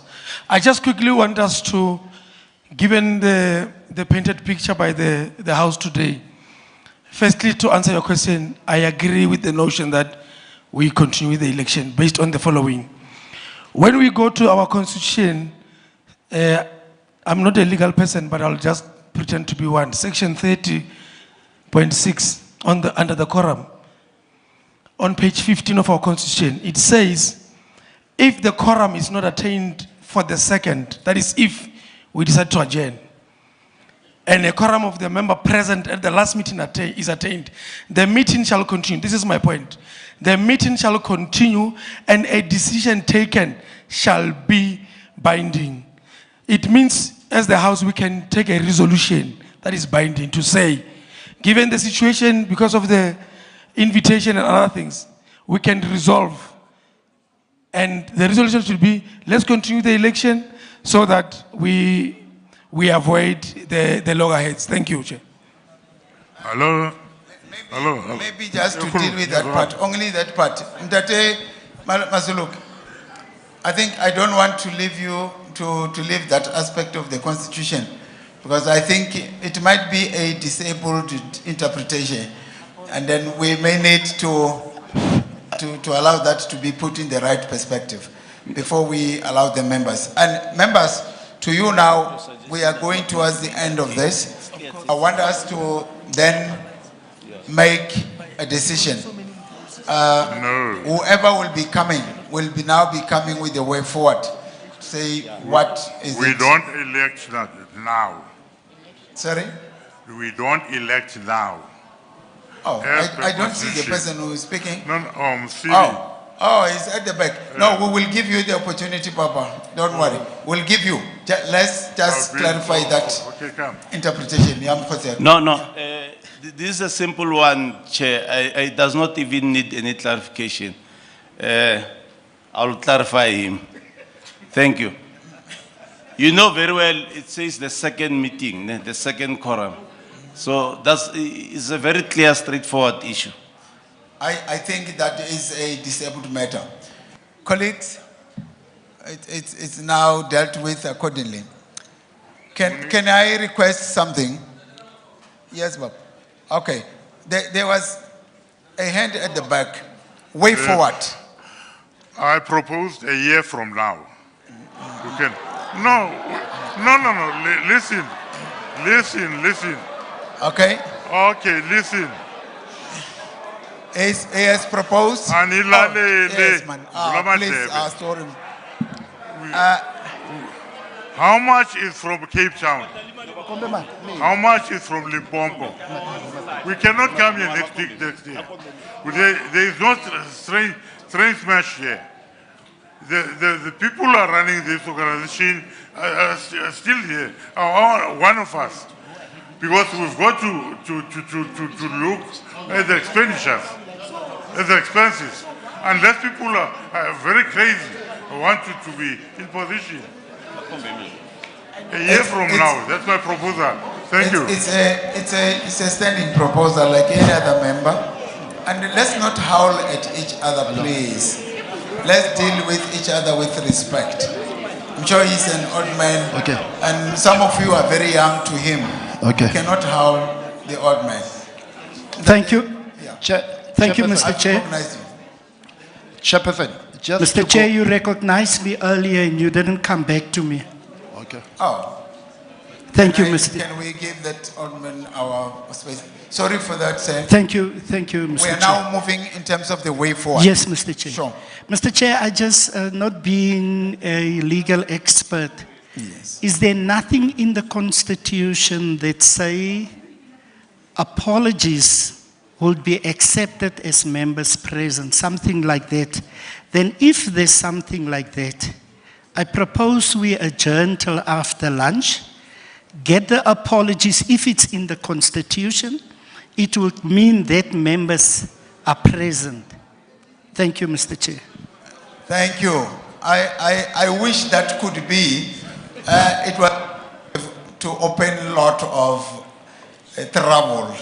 Because we can write a list of people to say, this list have apologized, and then move forward. But it's an idea. Dadengoma? Chairperson. Oh, Gabuya. Chairperson. Yes. I think going back to the procedure of a meeting, okay, there was a proposal that side, and it was so easy and specific. Chairperson, this meeting, the annual general meeting of this year, there was an invite. The invite said, let there be 350 people in a meeting. Okay? That is the invite that we are having.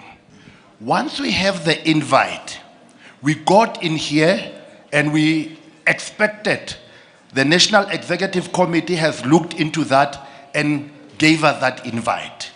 Okay? So, based on the invite, the quorum should be based on the invite, not on the number, because the invite was specifically saying 350. Okay? So if we were, even if we wanted to be 400, there was no way that will reach 400 because the invite was saying 350. Based on that, I would love to second Free State to say, based on the invite, then we can move on that. Thank you. Give your neighbor there. Just give your neighbor there before Ngoma. Before Ngoma. All right. Thank you. I think... I'm happy you are dealing with the question, the 350 and then the others. Yes. Yeah, firstly, I would say that the issue of the number doesn't nullify what the Constitution says. Okay. I think what we need to do maybe is to ask Advocate Terry Tsilane, because he's an outsider in this situation, to guide us. Number one, I think our advocate said as the officer of the court, they cannot do anything which is illegal. Basically, if the Constitution says that, therefore, all what we need to be discussing is to say, when are we, no, don't come to Gauteng, go somewhere for the next date, because whatever that we are going to say, if it's unconstitutional, and we know the elections that we are having today, that they are contested, and so if anything should happen, then again we'll be coming back to say, but the meeting that took that decision was not constitutional. Thank you. Okay. It's to end. Dadengoma? I'm sure you are hearing that we have got two suggestions up to now. The 350 that says we go on, and the one that says the quorum, we cannot go on. That is simply as the order. Ndatengo? Thank you, SG. I see can you protect me? here? Do I see that is still here before you come in? That is land. I'll want you to come next to me for guidance. You can call. Thank you, SG. SG, I think yesterday we discussed this thing of the Constitution. And we noticed that there are some loopholes in the Constitution. And I think Advocate Masuluke said there is a relaxation clause. And if you read to that clause. It says any indulgence, leniency, or extension of any period. Now I want to talk about the leniency.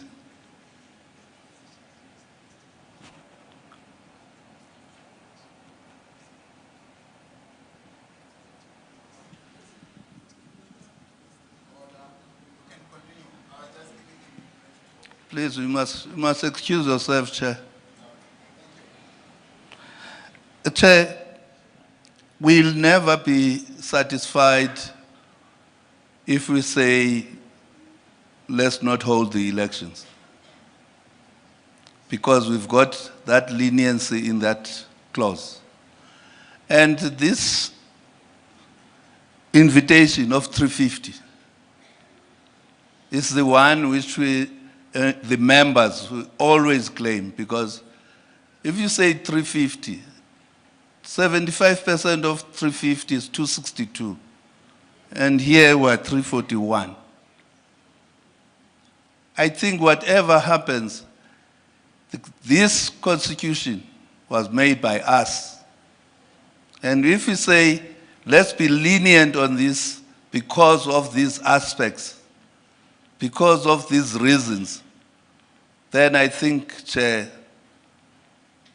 if you don't want to waste time, if you don't want to waste money, we've been told here that this association hasn't got money. We've hired an electoral office, and we've got to pay them, which means we've got to pay them again if they come for a second. Chair. SG.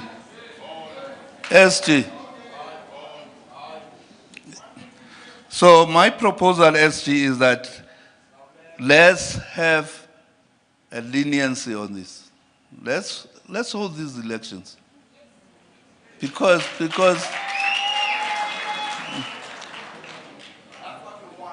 please, when I don't know, when I talk and somebody says something, I don't know whether they say I must sit down. I'm talking rubbish. So, Chair, if we go to Bloemfontein, because if we are going to have this thing, extend this thing, we've got to go to Bloemfontein. Now, that's more cost. So I appeal with you, and I appeal to the members that let's have these elections today. Thank you.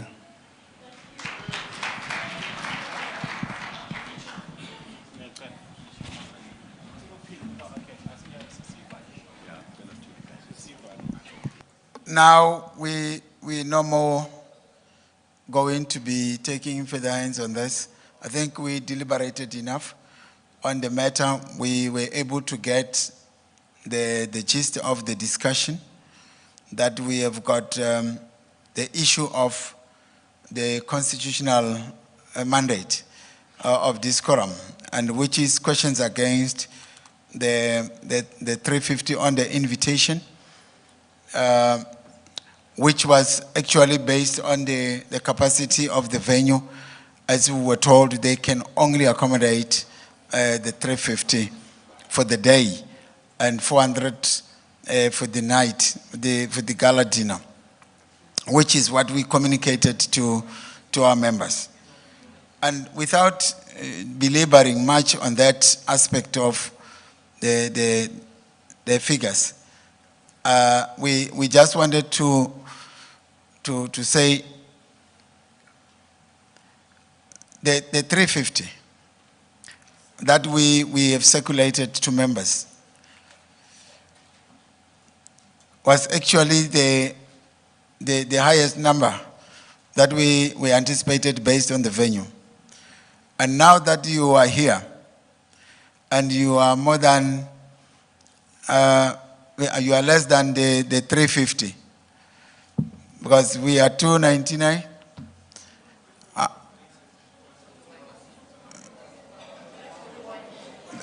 Now, wait. The people who are in attendance, do you still have the figures?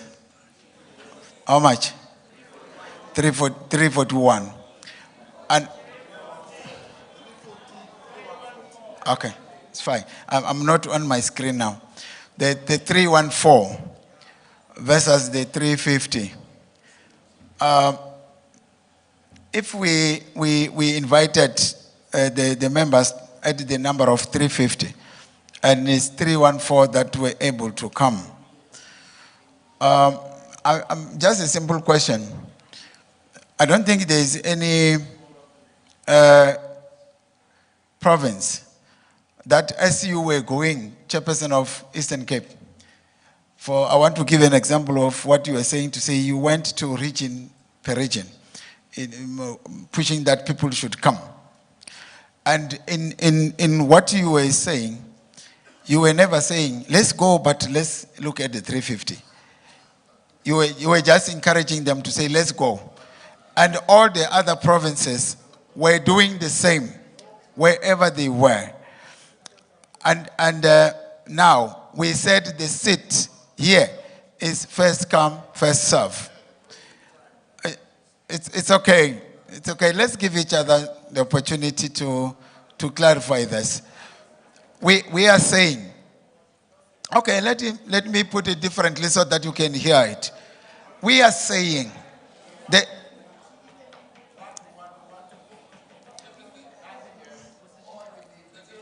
can we have order, please? Can colleagues, can we have order? Let's be orderly. You are wasting your own time, and you will later complain to say others are wasting time, whereas you are the ones who are doing that. So please hold your horses. Let's move forward. The question here is, colleagues, are we basing our going ahead in terms of overriding the principles of the Constitution based on the invitation? That's what I want us to look at, because this is the technicality that we find ourselves in. So that I'm just putting it simply now so that those who thought maybe I'm wasting time, they did not know where I'm going. Now, I'm saying that for the sake of those who can grab it quickly in that way. Now, we become constitutional delinquents based on the invitation of the letter that has been sent to you. And the answer would be yes or no. So that, and we need a way of getting out of that. And this is where I solicited assistance from those who know the processes. Because mine, remember, is just to facilitate, it's not to take decisions, it's to guide and facilitate and give it to you. Can we then check if there is anything that you can guide us on in that aspect? Let's get the support that we have from Datesela, and based on this, we were just saying, let's discuss, you hear what you're saying, and let's have a way forward. Let's get the advice, colleagues. Yeah, Chair, just like all of you, I also find myself in a difficult position. And then this is what I'm going to suggest. Because we're dealing with legalistic matters here, that the NEC, together with the heads of the provinces, should actually sit together and look at the issue of credentials again, and receive the reports properly from the provinces. I'm not too sure, for instance, whether the numbers that have been given, there is clarity in terms of the credentials, whether these people are meeting all the obligations as indicated in the Constitution. You know, so that is the only way that we can actually be able to deal with this particular aspect. And the other ones who can then provide us with an answer. Perhaps when we break for lunch, they should actually sit down and give guidance after lunch in terms of how to proceed with this particular aspect. But you've got to start firstly by interrogating the issue of the credentials. Perhaps you might find something within your credentials that will assist you to deal with the problem.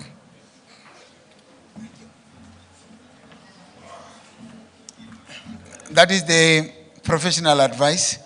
Can we therefore now, it's what time? It's 10 to,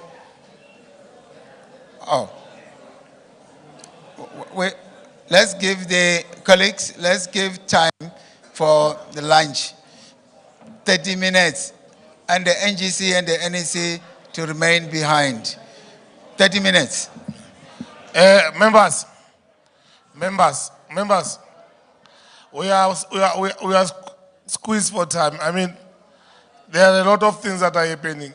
The Galatina is in this hall, and they need to turn up the place.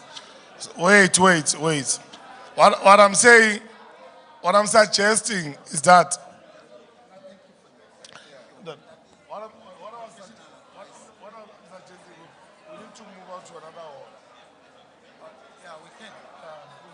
They don't listen. No, let's move to the another hall. Possibility is that we might come to another hall. We might come back to another hall. We'll give you guidance when you come back from lunch. We'll be outside showing you which hall will be so that they prepare the gala dinner this side. Thank you very much. Meet you after 30 minutes. Thank you. The NGC members, NEC, let's and deal with this. Why don't we?